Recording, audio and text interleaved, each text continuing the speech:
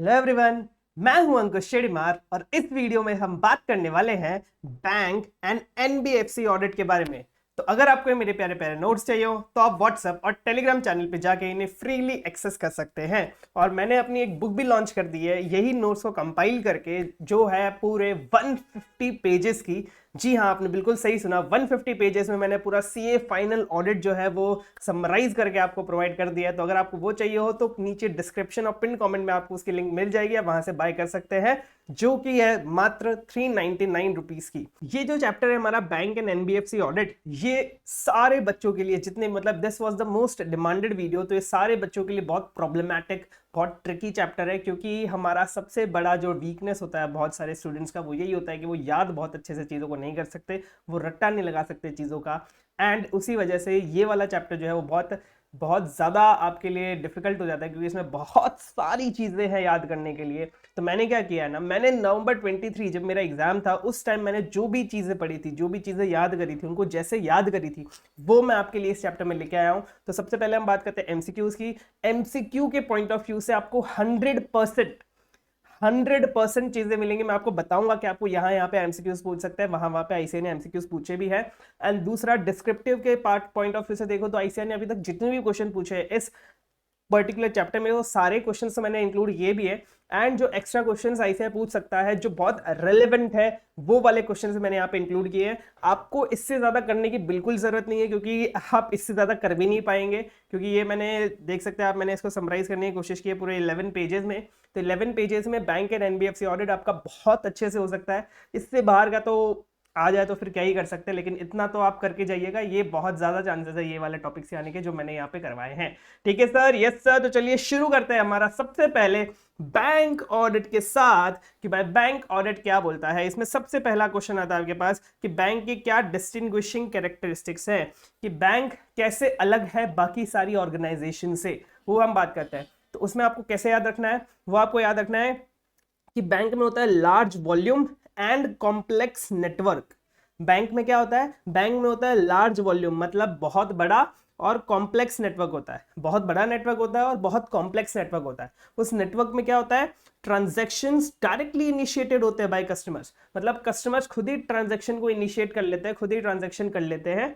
And जिसकी वजह से हम रेगुलेटरी रिक्वायरमेंट्स को मीट नहीं कर पाते, क्योंकि ट्रांजैक्शंस हमें ट्रांजैक्शंस एंटिटी करती है यूजुअली इनिशिएट, लेकिन बैंक के केसेस में कस्टमर खुद ही ट्रांजैक्शन इनिशिएट करता है। आपको अगर सपोज कोई 10 रुपये भेजने हैं तो आप 10 रुपये खुद ही अपने यूपीआई ऐप में डालोगे और भेज दोगे किसी को। तो जैसे आप रेगुलेटरी रिक्वायरमेंट्स मीट नहीं कर सकते, ऐसे करके आप 6 पॉइंट्स याद कर सकते हो। अब मेरा क्या है, इसमें आपको ना बहुत सारे पॉइंट्स मिलेंगे बुक में, हर एक टॉपिक के लिए, हर एक पॉइंट के लिए बहुत सारे पॉइंट्स मिलेंगे, लेकिन मैंने उनमें से जो भी इजी वाले 6 पॉइंट्स होते हैं जिनको हम कैसे लिंक करके या फिर कुछ याद करके हम याद कर सकते हैं, वैसे पॉइंट्स मैं आपके लिए लेके आया हूँ। तो 6 पॉइंट्स मैं आपके लिए लेके आया हूँ। आपका क्वेश्चन मैक्स 5 मार्क का आएगा, तो आपको 5 पॉइंट लिखने, 1 पॉइंट मैं एक्स्ट्रा किया भाई, अगर आप भूल गए तो फिर आप 1 पॉइंट और एक्स्ट्रा याद करके जाओ। तो ये मैंने सारे पॉइंट्स में आप देखोगे ना तो आपको 6 पॉइंट्स तो मिलेंगे ही मिलेंगे। ठीक है सर, यस सर। ये आपका था पहला, बैंक डिस्टिंग्विशिंग कैरेक्टरिस्टिक्स की, बैंक के डिस्टिंग्विशिंग कैरेक्टरिस्टिक्स क्या है। नेक्स्ट हम बात करते हैं स्पेशल ऑडिट कंसिडरेशंस इन बैंक। मतलब ये तो था कि बैंक क्या, मतलब बैंक कैसे अलग है दूसरी ऑर्गेनाइजेशन से। अब जब हम ऑडिट कर रहे हैं बैंक का, तब हमें किन किन बातों का स्पेशल कंसिडरेशन देना है, किन किन बातों को स्पेशली कंसिडर करना है। सबसे पहला, scale of operations and regulatory requirements. मतलब उनका स्केल ऑफ ऑपरेशंस इतना बड़ा है कि वो रेगुलेटरी रिक्वायरमेंट्स को कंप्लाई नहीं कर सकते, सारी रेगुलेटरी रिक्वायरमेंट्स को कंप्लाई नहीं कर सकते। नए प्रोडक्ट्स का डिपेंडेंस होता है आईटी पे, जिससे पर्टिकुलर रिस्क पैदा होता है। क्या बोला मैंने सबसे पहले, कि उनका स्केल ऑफ ऑपरेशंस इतना बड़ा है जिसकी वजह से उन वो रेगुलेटरी रिक्वायरमेंट्स को मीट नहीं कर सकते, बहुत सारी रेगुलेटरी रिक्वायरमेंट्स होती है इसलिए। एंड दूसरा, जो उनके नए प्रोडक्ट्स होते हैं उनका डिपेंडेंस ऑन आईटी इतना ज्यादा होता है कि उनका पर्टिकुलर रिस्क पैदा होता है, पर्टिकुलर रिस्क निकलता है उनके यहाँ से। तो ऐसे करके ही आपको बहुत सारी चीजें जो है वो याद रखनी पड़ेगी। इसमें जो भी मैंने आपको ये रेड में दिया हुआ है ना, रेड में जो भी मैंने कीवर्ड्स दिए हुए हैं, आप अगर उतने कीवर्ड्स बहुत अच्छे से लिख लेंगे तो भी आपको मार्क्स मिल जाएंगे। ठीक है, तो आपको कीवर्ड्स पे ज्यादा फोकस करना है यहाँ पे, क्योंकि देख रहे हो आप, अगर मैं यहाँ पे ये सिर्फ इतना से लिख दूँ स्केल ऑफ ऑपरेशंस, तो इसके बाद वो जो आपका एग्जामिनर है वो इतना पढ़ेगा भी नहीं, क्योंकि वो उससे पढ़ेगा जो आपने अंडरलाइन किया। तो कीवर्ड्स लिखने हैं प्लस उसको अंडरलाइन करना है ताकि एग्जामिनर को दिखा सके। ठीक है, नेक्स्ट बात करते हैं लीगल फ्रेमवर्क। कौन कौन से लीगल आपके लगते हैं, कौन कौन से लॉज एंड रेगुलेशन लगते हैं बैंक्स पे। जो सबसे पहला बैंकिंग को रेगुलेशन एक्ट, ये सबसे बड़ा जो एक्ट होता है बैंक को रेगुलेट करने के लिए, वो सबसे बड़ा बैंक है हमारे पास SBI, उसको कौन रेगुलेट करता है, RBI। फिर हम सबसे बचपन से पढ़ते आ रहे हैं कंपनीज एक्ट, फिर IT act, information technology act, and एक आपका लॉ में आता है PMLA which is prevention of money laundering act.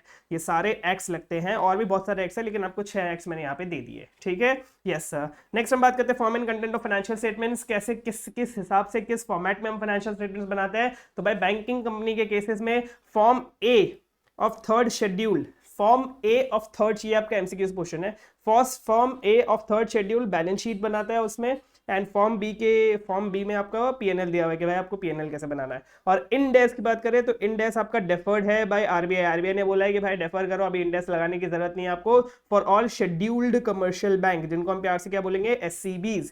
तो शेड्यूल्ड कमर्शियल बैंक्स के लिए इंडेस अभी डेफर कर दिया है RBI ने। ठीक है, यस सर, ये आपका MCQ पॉइंट था। Audit and appointment of auditor क्या बोल रहा है भाई, अगर आप नेशनलाइज्ड बैंक हो या फिर आप पब्लिक सेक्टर बैंक हो तो आपको 4 या उससे ज्यादा CA फर्म्स अपॉइंट करनी है as statutory central auditors. Sir ये स्टैट्यूटरी सेंट्रल ऑडिटर्स क्या होता है। सो देखो भैया, 2 टाइप के ऑडिटर होते हैं बैंक में, एक होता है स्टैट्यूटरी सेंट्रल ऑडिटर, एक होता है स्टैट्यूटरी ब्रांच ऑडिटर। अब समझ में आ गया सर। हाँ सर, समझ में आ गया कि भाई जो स्टैट्यूटरी सेंट्रल ऑडिटर होता है वो हमारे HO के ऑडिटर होते हैं, हेड ऑफिस के ऑडिटर होते हैं, जो हमारी पूरी कंपनी के ऑडिटर होते हैं बेसिकली। और स्टैट्यूटरी ब्रांच ऑडिटर्स कौन होते हैं, जो हमारे पर्टिकुलर ब्रांच के ऑडिटर होते हैं। ठीक है सर, यस सर। तो जो स्टैट्यूटरी सेंट्रल ऑडिटर, जिनको हम प्यार से बोलेंगे SCAs, वो हमारे 4 या उससे ज्यादा होने चाहिए। 4 या उससे ज्यादा होने चाहिए। किसमें होने चाहिए, नेशनलाइज्ड या फिर पब्लिक सेक्टर बैंक में।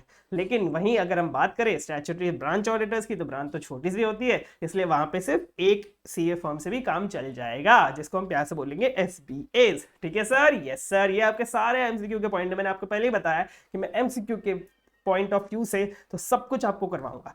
फिर हम बात करते हैं appointment letters sent by banks to SCAs मतलब अभी मैंने पढ़ा था स्टैट्यूटरी सेंट्रल ऑडिटर्स। मतलब अगर हम स्टैट्यूटरी सेंट्रल ऑडिटर्स को अपॉइंटमेंट लेटर भेज रहे हैं, तब उनमें क्या क्या इंक्लूड करना है। सबसे पहला, क्या क्या प्रोसीजर रिक्वायरमेंट्स है, मतलब क्या क्या रिक्वायरमेंट्स है वो आपको भेजना है। दूसरा, क्या आपका पीरियड है। तीसरा, आपके साथ और कौन से स्टैट्यूटरी सेंट्रल ऑडिटर्स है। चौथा, आपके पहले कौन से रहे हैं। पांचवा, इन सब के बीच में डिवीजन ऑफ वर्क कैसा है। एंड छठा, आपके स्कोप क्या है, मतलब बेसिकली आपको और कौन कौन सी रिपोर्ट्स देनी पड़ेगी।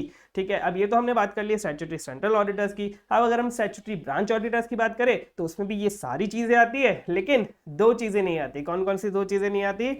एक तो अदर ऑडिटर, कि भाई अदर ऑडिटर कौन है, क्योंकि वहां पे अदर ऑडिटर होता नहीं, सिर्फ एक ही बंदा होता है statutory branch auditors. And work division, क्योंकि भाई एक ही है तो वर्क डिवीजन भी नहीं होगा। बाकी सारी चीजें आपका अपॉइंटमेंट लेटर में आ जाती है for statutory branch auditors as well.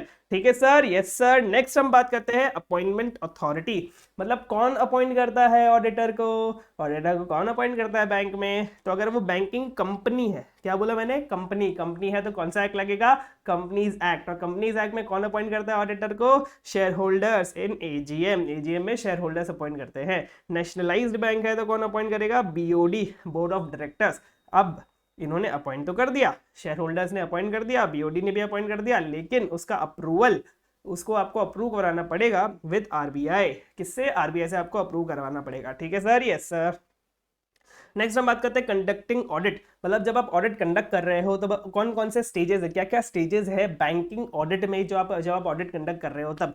तो आपको बस ये ऊपर से ध्यान देना है कि भाई अच्छा इतने सारे स्टेजेस है। क्या है, इनिशियल कंसिडरेशन, सबसे पहले आप इनिशियली कंसिडर करोगे, मतलब एक्सेप्टेंस कंटिन्यूस करोगे, टर्म्स देखोगे, कम्युनिकेशन करोगे प्रीवियस ऑडिटर से, ये इनिशियल कंसिडरेशन है। फिर आप लोगे अंडरस्टैंडिंग, क्या 315 अंडरस्टैंडिंग, ऐसे 315 अंडरस्टैंडिंग किसके लोगे, बैंक की, उसके एनवायरमेंट की लोगे, बैंक के अकाउंटिंग प्रोसेस की लोगे, एंड रिस्क मैनेजमेंट प्रोसेस की लोगे।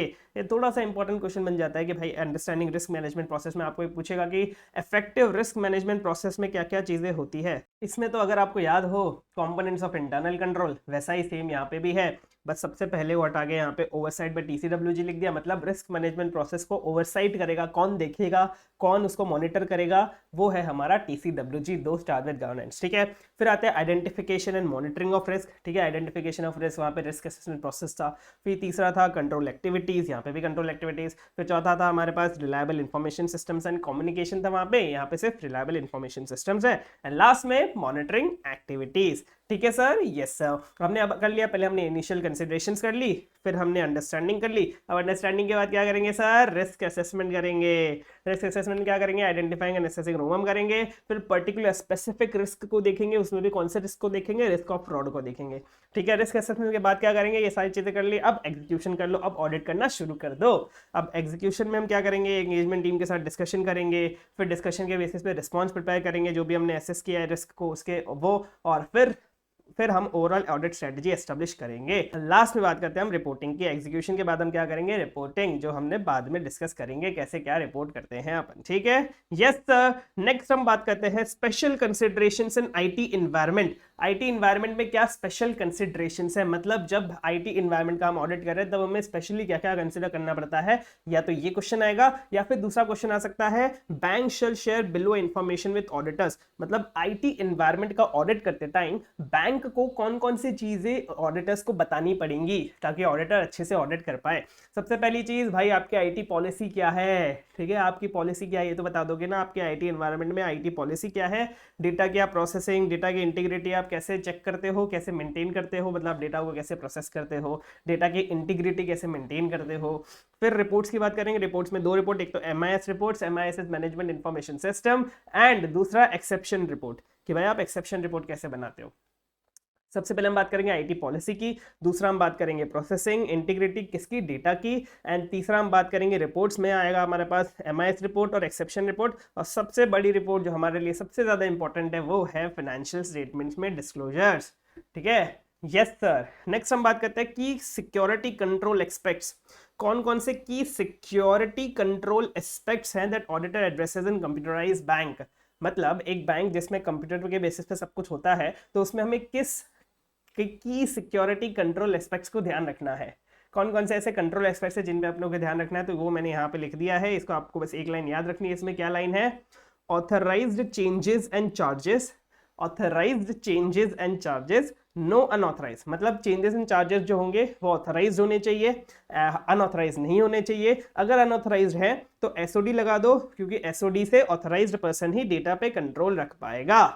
सर आप ये क्या बोल रहे हो सर, मैं एक बार वापस बोल देता हूँ। ऑथराइज्ड चेंजेस एंड चार्जेस होने चाहिए, अनऑथराइज नहीं होने चाहिए। अगर अनऑथराइज है तो एसओडी से ऑथराइज्ड पर्सन ही डेटा पे कंट्रोल रख पाएगा। अब इससे हमको 6 पॉइंट्स याद हो गए। ये वाले कैसे हो गए भाई, चेंजेस जो है वो ऑथराइज होने चाहिए, चार्जेस जो है वो ऑथराइज होने चाहिए, अनऑथराइज नहीं होने चाहिए। अगर अनऑथराइज है तो एसओडी से ऑथराइज्ड पर्सन ही डेटा पे कंट्रोल रख पाएगा। ठीक है सर, यस सर। नेक्स्ट हम बात करते हैं जनरल इंटरनल कंट्रोल्स। मतलब पूरे बैंक में जनरली कौन कौन से इंटरनल कंट्रोल्स होने ही चाहिए, मतलब कोई स्पेसिफिक किसी और चीज से रिलेटेड नहीं है ये, जनरली कौन कौन से इंटरनल कंट्रोल्स हमारे पास बैंक में होने ही चाहिए। सबसे पहले इसमें 3 पॉइंट है हमारे पास एसओडी के लिए और 2 पॉइंट है हमारे पास सिग्नेचर बुक के लिए। सर 3 पॉइंट एसओडी के कौन कौन से, सबसे पहला कि भाई वही है कि भाई एक का काम दूसरा बंदा चेक करेगा, दूसरा स्टाफ को हमें शिफ्ट करना है फ्रीक्वेंटली, मतलब शिफ्ट करना है, जॉब रोटेशन, जो हमने एसओडी में पढ़ा था पहले हमारे इंटरनल कंट्रोल वाले चैप्टर में, तो वहां पे यही सेम बात लिखी गई थी कि स्टाफ को हमेशा शिफ्टेड करो फ्रीक्वेंटली, मतलब उनका जॉब रोटेशन करते रहो।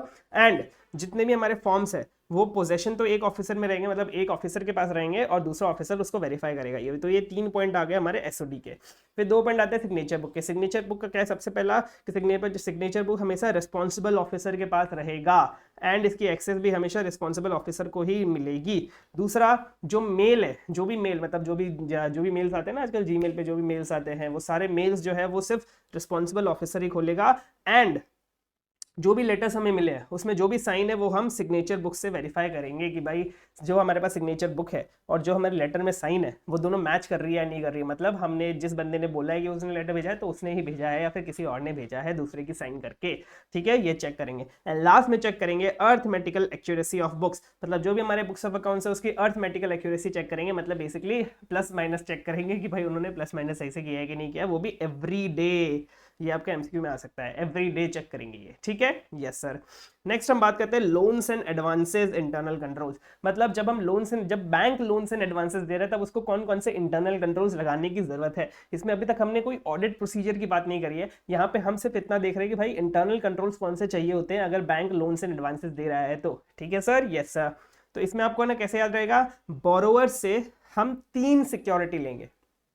क्या बोला मैंने, बोरोवर से हम 3 सिक्योरिटी लेंगे। 3 सिक्योरिटी क्यों लेंगे, क्योंकि भाई सिक्योरिटी हमारे लिए सबसे ज्यादा इंपॉर्टेंट है। आपने 1 करोड़ का लोन ले लिया, उसके बाद उसके सामने आप हमें 10 लाख की सिक्योरिटी दे रहे हो, ऐसा तो नहीं चलेगा।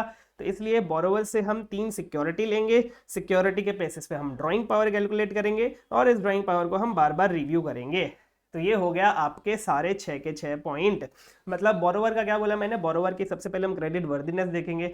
दूसरा हम ये देखेंगे जो भी सिक्योरिटी है उसमें सफिशिएंट मार्जिन है या नहीं है। सफिशिएंट मार्जिन का मतलब क्या होता है ना, सपोज आपने 1 करोड़ का लोन लिया बैंक से, तो अब बैंक जो सिक्योरिटी लेगा ना वो 1 करोड़ या फिर उससे कम की नहीं लेगा, वो 1 करोड़ से ज्यादा की लेगा। सपोज 1 करोड़ 50 लाख की बोला उसने, 1 करोड़ 10 लाख 25 लाख, तो ये जो मार्जिन हो गया ना 1 करोड़ और 1 लाख, 1 करोड़ 10 लाख के बीच या फिर 1 करोड़ 25 लाख के बीच, तो वो मार्जिन हम देखेंगे वो मार्जिन सफिशिएंट है या नहीं है।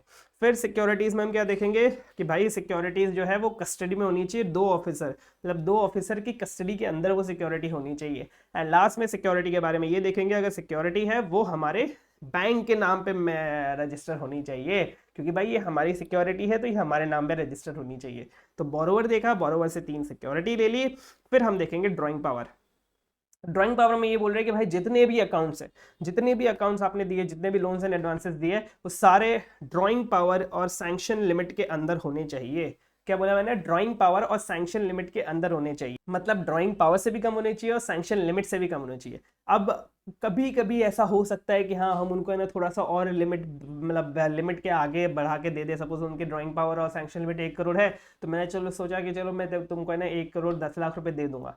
लेकिन ये जो आप एडिशनल दे रहे हो वो भी टेम्पररी लिमिट, मतलब जो भी आप एडिशनल लिमिट दे रहे हो ना उनको, वो मैक्सिमम 20% ऑफ एग्जिस्टिंग लिमिट हो सकती है। मतलब अगर उनकी एग्जिस्टिंग लिमिट 1 करोड़ है तो आप 20%, मतलब 1 करोड़ 20 लाख से ज्यादा नहीं दे सकते। एंड दूसरा मैक्सिमम 90 डेज के लिए ही दे सकते हो, उससे ज्यादा आप एडिशनल लिमिट नहीं दे सकते हो। ठीक है सर, यस सर। मतलब 1 करोड़ 20 लाख दो और 90 दिन के लिए दो, उससे ज्यादा नहीं दे सकते। ठीक है, और लास्ट में रिव्यू की बात कर लेते हैं कि भाई सारे अकाउंट, जितने भी अकाउंट है ना, जितने भी लोन्स एंड एडवांसेस है, उनका operation at least once in year check किया जाएगा। एवरी ईयर आपको वंस, एक बार, एटलीस्ट एक बार तो आपको चेक करना ही करना है, उससे ज्यादा करना है आपकी मर्जी, अच्छा है कर लो तो। ठीक है, नेक्स्ट हम बात करते हैं कैश इंटरनल कंट्रोल्स। अभी तक सब इंटरनल कंट्रोल्स की बात कर रहे हैं, तो कैश के लिए हमारे पास क्या इंटरनल कंट्रोल्स होना चाहिए। बैंक है, बैंक के पास बहुत सारा कैश होता है, उसके लिए भी आपको इंटरनल कंट्रोल्स मेंटेन करने पड़ते हैं। तो सबसे पहला जो कैश रहेगा वो किसके पास रहेगा, 2 रिस्पॉन्सिबल ऑफिसर के पास रहेगा। दूसरा, उसको आपको चेक करना है डेली, डेली उसको चेक करना चाहिए। तीसरा एक्चुअल कैश, एक्चुअल कैश भी आपको एवरीडे टैली करना है डे बुक के साथ। मतलब जो भी डे बुक मतलब क्या होता है, जो भी आपका दिन में जो भी ट्रांजेक्शन हुए ना वो हम एक डे बुक में मेंटेन करते हैं। तो जो भी एक्चुअल कैश है आपका at the end of the day और जो डे बुक में कैश आ रहा है वो दोनों भी आपको डेली चेक करना है। टेस्ट चेक आपको डेली करना है, आपको एक्चुअल कैश और डे बुक को भी एवरीडे चेक करना है। एंड अगर ये जो एक्चुअल कैश है वो अगर हाई वैल्यू वाला है तो फिर उसको कौन वेरीफाई करेगा, हायर ऑफिसर्स। क्या बोला मैंने, अगर एक्चुअल कैश हाई वैल्यू वाला है तो कौन वेरीफाई करेगा, हायर ऑफिसर। और हमें रिसीट से तो फर्क नहीं पड़ता, हम तो बोलते हैं रिसीट्स आने दो आने दो आने दो, लेकिन पेमेंट हुआ तो पेमेंट हुआ पे हम चेक करते हैं। पेमेंट हुआ पे हम ये चेक करेंगे कि जो पेमेंट है वो अप्रूव होना चाहिए। ठीक है, जो भी हमने पेमेंट किया है वो अप्रूव होना चाहिए। एंड कैश है और कैशियर की बात ना है, ऐसा तो हो नहीं सकता। तो कैश है तो लास्ट में हम कैशियर का भी बात कर लेंगे कि भाई कैशियर के पास कोई भी एक्सेस नहीं होना चाहिए कस्टमर अकाउंट्स का या फिर डे बुक का। तो अगर उसके पास एक्सेस हुआ तो वो खुद ही एंट्री पास करके खुद ही कैश अपने जेब में भर लेगा। ठीक है, ये 6 पॉइंट्स है आपके कैश इंटरनल कंट्रोल्स के। क्या क्या पॉइंट्स है, joint custody of 2 responsible officer होना चाहिए, उसको डेली चेक करो, एक्चुअल कैश को भी डेली चेक करो, अगर हाई वैल्यू है तो हायर ऑफिसर वेरीफाई करेगा। पेमेंट्स की बात कर ले तो पेमेंट्स अप्रूव्ड होना चाहिए और कैशियर के पास कोई भी एक्सेस नहीं होना चाहिए कस्टमर के अकाउंट का या फिर डे बुक का। ठीक है सर, ये था कैश इंटरनल कंट्रोल्स। अब हम बात करते हैं credit card operations internal control. ये बहुत ईजी सा क्वेश्चन है आपका, आप देखेंगे अभी तक तो बहुत ईजी क्वेश्चन आ रहे हैं, आप 2-3 आप पढ़ेंगे तो आपको याद भी हो जाएंगे। बात करते हैं क्रेडिट कार्ड ऑपरेशंस की, तो भाई अगर आपके पास कोई भी क्रेडिट कार्ड मांगे तो आप डायरेक्टली ऐसे क्रेडिट कार्ड थोड़ी दे देंगे, आप पहले तो स्क्रीनिंग करेंगे ना, आप देखेंगे कि भाई उसकी क्रेडिट वर्दीनेस कितनी है, वो क्रेडिट कार्ड उसको देना चाहिए या नहीं देना चाहिए, उसको क्रेडिट कार्ड देने लायक है या नहीं है। तो सबसे पहले हम स्क्रीनिंग करेंगे, उसका क्रेडिट असेसमेंट देखेंगे, फिर हम उसको इशू करेंगे कार्ड। तो उस पर जो भी कंट्रोल्स है वो हमारे सही होने चाहिए, मतलब control over storage and issue of cards वो भी सही होने चाहिए। फिर वो कार्ड लेके गया मर्चेंट के पास, तो मर्चेंट उससे कार्ड एक्सपेक्ट करने से पहले क्या दिखेगा, उसकी अनयूटिलाइज्ड लिमिट, कि भाई उसने सपोज 30,000 का उसका जो क्रेडिट बैलेंस है वो 30,000 है,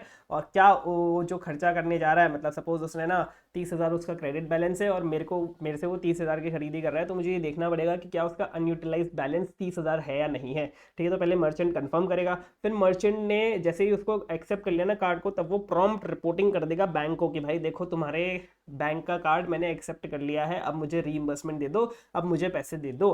तो अब जो भी रीइंबर्समेंट आएगा ना मर्चेंट को, वो ओनली आफ्टर वेरिफिकेशन, मतलब हम वेरिफिकेशन करने के बाद ही रीइंबर्स करेंगे मर्चेंट को कि हाँ भाई मर्चेंट ने सही तरीके से कार्ड को यूज़ किया था, मतलब कार्ड को एक्सेप्ट किया था। एंड जो भी हम रीइंबर्समेंट करेंगे मर्चेंट को, वो हम डायरेक्ट इमीडिएटली चार्ज करेंगे कस्टमर अकाउंट में, क्योंकि भाई खर्चा तो कस्टमर का था, कस्टमर ने कार्ड दिखा के मर्चेंट से पैसे ले लिए, मतलब अपना सामान ले लिया, एंड हम जो रीइंबर्समेंट कर रहे हैं मर्चेंट को वो कस्टमर के बिहाफ पे कर रहे हैं, इसलिए हम कस्टमर के अकाउंट को चार्ज कर लेंगे इमीडिएटली। ठीक है, यस सर। नेक्स्ट हम बात करते हैं इंटरनल ऑडिट एंड इंस्पेक्शन, मतलब इंटरनल ऑडिट एंड इंस्पेक्शन किसमें, बैंक में। तो बैंक में इंटरनल ऑडिट एंड इंस्पेक्शन में आता है risk assessment procedure. Risk assessment procedure में क्या आता है भाई, सबसे पहले मैं आइडेंटिफाई करूंगा इनहेरेंट एंड कंट्रोल रिस्क को, उनका क्या लेवल है, एंड फाइनली मैं प्रिपेयर करूंगा रिस्क मैट्रिक्स। क्या है, इससे आपके 4 पॉइंट याद हो जाएंगे। आइडेंटिफाई करो इनहेरेंट और कंट्रोल रिस्क को, क्या लेवल है उन दोनों का, एंड फाइनली मैं प्रिपेयर करूंगा रिस्क मैट्रिक्स, मतलब identification of inherent business risk, assessment of effectiveness of controls, मतलब कंट्रोल रिस्क, फिर क्या लेवल ऑफ रिस्क है, एंड रिस्क मैट्रिक्स प्रिपेयर करूंगा। ठीक है, यस सर। नेक्स्ट हम बात करते हैं क्लियरिंग्स इंटरनल कंट्रोल्स। क्लियरिंग्स इंटरनल कंट्रोल मतलब क्या होता है कि भाई मैंने आपको चेक दिया, आपने वो चेक अपने बैंक को जाके जमा किया, आपका बैंक मेरे बैंक से आप पैसे मांगेगा ना, क्योंकि मैंने आपको चेक दिया हुआ है, तो आपका बैंक जाएगा क्लियरिंग हाउस के पास और मेरा बैंक भी जाएगा क्लियरिंग हाउस के पास, फिर वो जो चेक है वो वहाँ से क्लियर होके आपके अकाउंट में ट्रांसफर हो जाएगा। ठीक है, ये होता है क्लियरिंग्स इंटरनल कंट्रोल्स, इसके बहुत ज़्यादा डिटेल में जाने की आपको ज़रूरत है नहीं। सबसे पहले हम जब भी चेक एक्सेप्ट कर रहे हैं, जब भी कोई भी बैंक चेक एक्सेप्ट कर रहा है, तो उसको देखना पड़ेगा साइन ऑफ ड्रॉवर, मतलब जिसने भी साइन किया हुआ है वो चेक करना पड़ेगा कि भाई वो साइन सही है या नहीं है, और हमें ये चेक करना है कि भाई वो जो साइन ऑफ ड्रॉवर है वो वेरीफाई होता है कि नहीं होता है, मतलब कोई चेक करता है कि नहीं करता है। दूसरा फिर आएगा cheque truncation system. Cheque truncation system मतलब क्या होता है, पहले क्या होता था, पहले फिजिकल चेक्स जो जाते थे क्लियरिंग हाउस के पास, अब क्या जाता है, अब जाता है इलेक्ट्रॉनिक इमेज ऑफ चेक, जैसे मतलब उसकी फोटो खींच के क्लियरिंग हाउस को भेज देते हैं कि भाई देखो ये वाला चेक हमारे पास आया है, आप उनके बैंक को बोल दो कि भाई ये वाला चेक जो है वो क्लियर कर दे, तो वो आता है चेक ट्रंकेशन सिस्टम। फिर अगर वो जो चेक है वो 5 लाख एंड अबव है, मतलब 5 लाख या फिर उससे ज़्यादा है, तो हम उसको कॉल या ईमेल करते हैं कस्टमर को कंफर्म करने के लिए कि भाई अपने इतना बड़ा चेक इशू किया था या फिर नहीं किया था। एंड लास्ट में अगर कोई चेक अनपेड है तो हम उस वापस कस्टमर को उसको भेज देते हैं कि देखो भाई ये चेक तो अनपेड आ गया, इसका हम कुछ नहीं कर सकते, ये पे नहीं किया गया है। तो ये 4 पॉइंट्स आपके क्लियरिंग इंटरनल कंट्रोल्स के। ठीक है सर, यस सर। नेक्स्ट हम बात करते हैं compliance with CRR and SLR requirements. CRR and SLR आपने बचपन में पढ़ा होगा, cash reserve ratio and statutory liquidity ratio, तो वो रिक्वायरमेंट्स की बात हो रही है यहाँ पे। क्या प्रोसीजर्स हमें परफॉर्म करने हैं, ऑडिट प्रोसीजर्स की बात हो रही है, इसमें आपको क्या कितना होना चाहिए सीआरआर कितना एसएलआर, उसका कोई मतलब नहीं है, वो आपके सिलेबस पे नहीं है। ठीक है, यस सर। तो और एक और चीज़ मैं आपको बता देता हूँ, ये तो वो चीज़ है जो बीच बीच में आ गई, मैंने अलग से बैंक ऑडिट में स्पेसिफिकली मैंने अलग से सारे एमसीक्यू पॉइंट्स भी लिखे हुए हैं यहाँ पे, कहाँ गए, ये सारे एमसीक्यू पॉइंट्स है।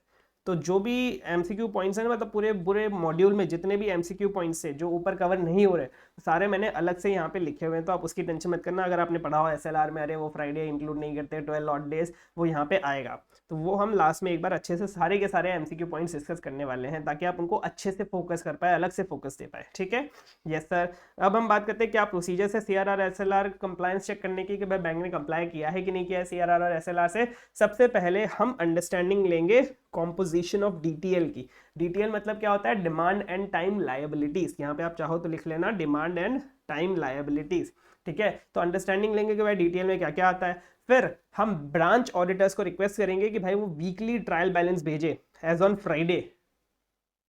फ्राइडे वो हमें ट्रायल बैलेंस भेजे कि भाई क्या ट्रायल बैलेंस है उनके ब्रांच का, और उसको हम कंसोलिडेट कर देंगे एट एचओ लेवल, मतलब हेड ऑफिस में हम उसको कंसोलिडेट कर देंगे एंड एग्जामिन करेंगे टेस्ट चेक बेसिस पे डीटीएल के कंसोलिडेशन को। जो कंसोलिडेशन किया उसको ही हम टेस्ट चेक बेसिस पे एग्जामिन करेंगे। टेस्ट चेक बेसिस मतलब क्या, सैम्पलिंग बेसिस। फिर जब भी हम ये डीटीएल निकाल रहे हैं ना, तो उसमें कुछ आइटम्स जो है वो एक्सक्लूड होती है और कुछ आइटम्स जो है वो इंक्लूड होती है। तो हमें ये याद रखना पड़ेगा भाई कौन कौन से आइटम्स जो है वो एक्सक्लूड होती है और कौन सी इंक्लूड होती है। तो एक्सक्लूड होने वाली आइटम को हम क्या बोलेंगे, क्या एक्सक्लूड होता है भाई, बम एक्सक्लूड होता है। जो बम आता है ना हमारा, वो फेंकने वाला बम, वो वाला बम की बात कर रहा हूँ मैं। तो वो जो बम होता है जो फटता है, वो वाले बम की बात कर रहा हूँ मैं। तो बम को हम एक्सक्लूड करते हैं क्योंकि हमारे पास इंटरनल कंट्रोल है। क्या बोला मैंने, बम को हम एक्सक्लूड करते हैं क्योंकि हमारे पास इंटरनल कंट्रोल है। अब बम मतलब क्या होता है, बी से होता है आपका बेड डेट्स, मतलब जो भी आपकी रिकवरीज हो रही है from borrowers for bed date, जो आपने पहले बेड डेट्स मान लिया था, अब उसमें से कुछ रिकवरी हो रही है तो उसको हम एक्सक्लूड करेंगे डीटीएल से। फिर यू से आता है आपका and adjusted deposits lying in link branches. आपके जो ब्रांचेस है, लिंक ब्रांचेस है, उसमें कोई अगर अनएडजस्टेड डिपॉजिट्स पड़ा हुआ है तो उसको भी हम एक्सक्लूड करेंगे। एम से आता है margins held and kept in sundry deposits. आपके कोई भी मार्जिन्स है तो वो हम एक्सक्लूड करेंगे आपके डीटेल में से। फिर आई इंटरनल कंट्रोल, इन आई से क्या आता है हमारे पास, amounts received in INR, Indian currency में अगर आपको कोई भी अमाउंट्स रिसीव हो रहा है फॉर इंपोर्ट बिल्स, उसको भी हम एक्सक्लूड करेंगे। एंड क्या क्या एक्सक्लूड करेंगे, पेड अप कैपिटल, सी से आता है capital, paid up capital, reserves, credit balance है आपका कोई पीएनएल में, या फिर लोन है आपका आरबीआई रीफाइनेंस फ्रॉम एक्सिम, या फिर एनएचबी, सिडबी, नाबार्ड, इन सब को हम एक्सक्लूड करेंगे हमारे डीटीएल के कंप्यूटेशन में। इंक्लूड किसको करेंगे भाई, हम बैन को इंक्लूड करेंगे।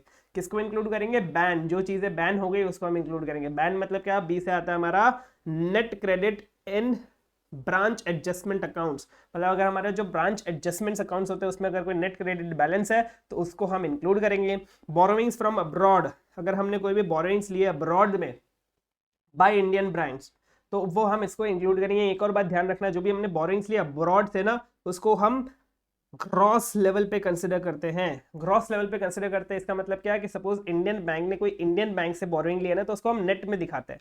नेट में कैसे दिखाते हैं कि भाई सर सब मैंने इतनी सारी इंडियन बैंक से बोरोइंग ली और इतनी सारी इंडियन बैंक को लोन दिए, तो उसको उन दोनों को हम नेट कर देते हैं। लेकिन अगर हमने इंडियन बैंक ने कोई अब्रॉड से लोन लिया है तो उसको हम नेट करके नहीं दिखाते, उसको हम अलग अलग ही दिखाते हैं। जो भी हमने लिया है उसको हम बोरोइंग्स में दिखाते हैं और जो भी हमने दिया है अब्रॉड में उसको हम एसेट साइड दिखाते हैं, उनको हम नेट नहीं करते, ठीक है। Yes sir.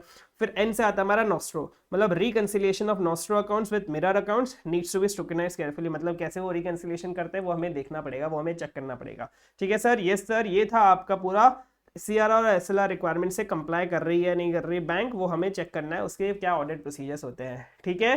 यस, नेक्स्ट हम बात करते हैं special purpose certificates of investments, मतलब बेसिकली इन्वेस्टमेंट्स की बात कर रहे हैं यारो। तो क्या प्रोसीजर्स है भाई इन्वेस्टमेंट्स चेक करने के लिए। सबसे पहले हम ये देखेंगे कि भाई जो भी उनके इन्वेस्टमेंट्स है अंडर पीएमएस, मतलब पोर्टफोलियो मैनेजमेंट स्कीम, मतलब जो वो लोगों के पोर्टफोलियो मैनेज करते हैं वो सेपरेटली ऑडिटेड होने चाहिए बाय एक्सटर्नल ऑडिटर्स, मतलब एक्सटर्नल ऑडिटर्स को उनको अलग से ऑडिट करना है जो भी उनके इन्वेस्टमेंट्स है अंडर पीएमएस। दूसरा, बैंक को सेपरेट अकाउंट्स मेंटेन करना है खुद के इन्वेस्टमेंट के लिए, पीएमएस के इन्वेस्टमेंट के लिए एंड अदर कॉन्स्टिट्यूएंट्स के इन्वेस्टमेंट्स के लिए, ठीक है। तीसरा, बैंक को हमेशा हाफ ईयरली रिव्यू करना है, किसका, उनके इन्वेस्टमेंट पोर्टफोलियो का हाफ ईयरली रिव्यू करना है। हाफ ईयरली मतलब कब कब, एक तो 30 सितंबर को कर लो और एक 31 मार्च को कर लो, ठीक है। और जो भी इंटरनल ऑडिटर्स है, आपके एमसीक्यू का पॉइंट बता रहा हूं मैं, जो भी इंटरनल ऑडिटर्स है उनको कॉन्करेंट ऑडिट करना है ट्रेजरी ट्रांजेक्शन्स का। किसका, इन ट्रेजरी ट्रांजेक्शन्स का। किसको करना है, इंटरनल ऑडिटर्स को। क्या करना है, कॉन्करेंट ऑडिट करना है। एंड क्यों करना है, ताकि उसकी रिपोर्ट हम दे सके CMD, chief managing director, CMD को दे सके वंस एवरी मंथ, मतलब एक महीने में एक बार, महीने में एक बार तो एटलीस्ट मुझे उसकी रिपोर्ट देनी पड़ेगी सीएमडी को। किसकी, concurrent audit of treasury transactions की, ठीक है सर। Yes sir. नेक्स्ट हम बात करते हैं auditor obtains evidence about following bye auditing advances, मतलब जब आप एडवांसेस को ऑडिट कर रहे हो तब आपको किन किन चीजों के लिए एविडेंस चाहिए होता है। तो इसमें आपके सारे असर्शंस आ जाएंगे, existence, rights and obligations, completeness, valuation and presentation. Existence में कि भाई जो एडवांसेस है वो आउटस्टैंडिंग है, राइट्स एंड ऑब्लिगेशंस में ये जो एडवांसेस है वो ड्यू टू द बैंक है, कंप्लीटनेस में कोई अनरिकॉर्डेड एडवांसेस नहीं है। वैल्यूएशन में वैल्यूएशन सब कुछ सही है, अप्रोप्रिएट है और रिकवरेबिलिटी के हिसाब से है। प्रेजेंटेशन में डिस्क्लोज्ड है, वो एज पर अकाउंटिंग पॉलिसी है। एंड छोटा सा है कि भाई जो एडवांसेस है वो सपोर्टेड बाय लोन डॉक्यूमेंट्स है। ठीक है सर, यस सर, ये था बहुत ईजी आपके लिए।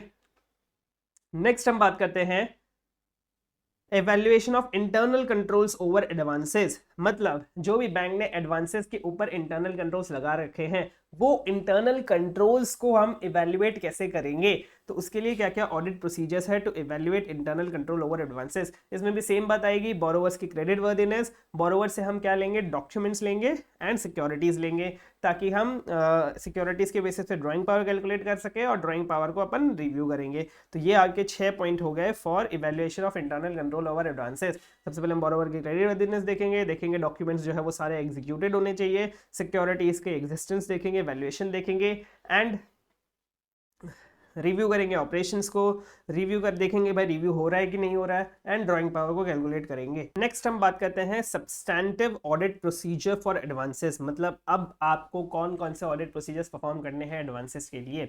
आप ये एक बार हेडिंग देख लीजिएगा ध्यान से, ये तीनों हेडिंग आप कंफ्यूज हो सकते हैं। एक है आपका auditor evidence obtains evidence about following while auditing advances, किन किन बारों में हमें एविडेंस लेना है।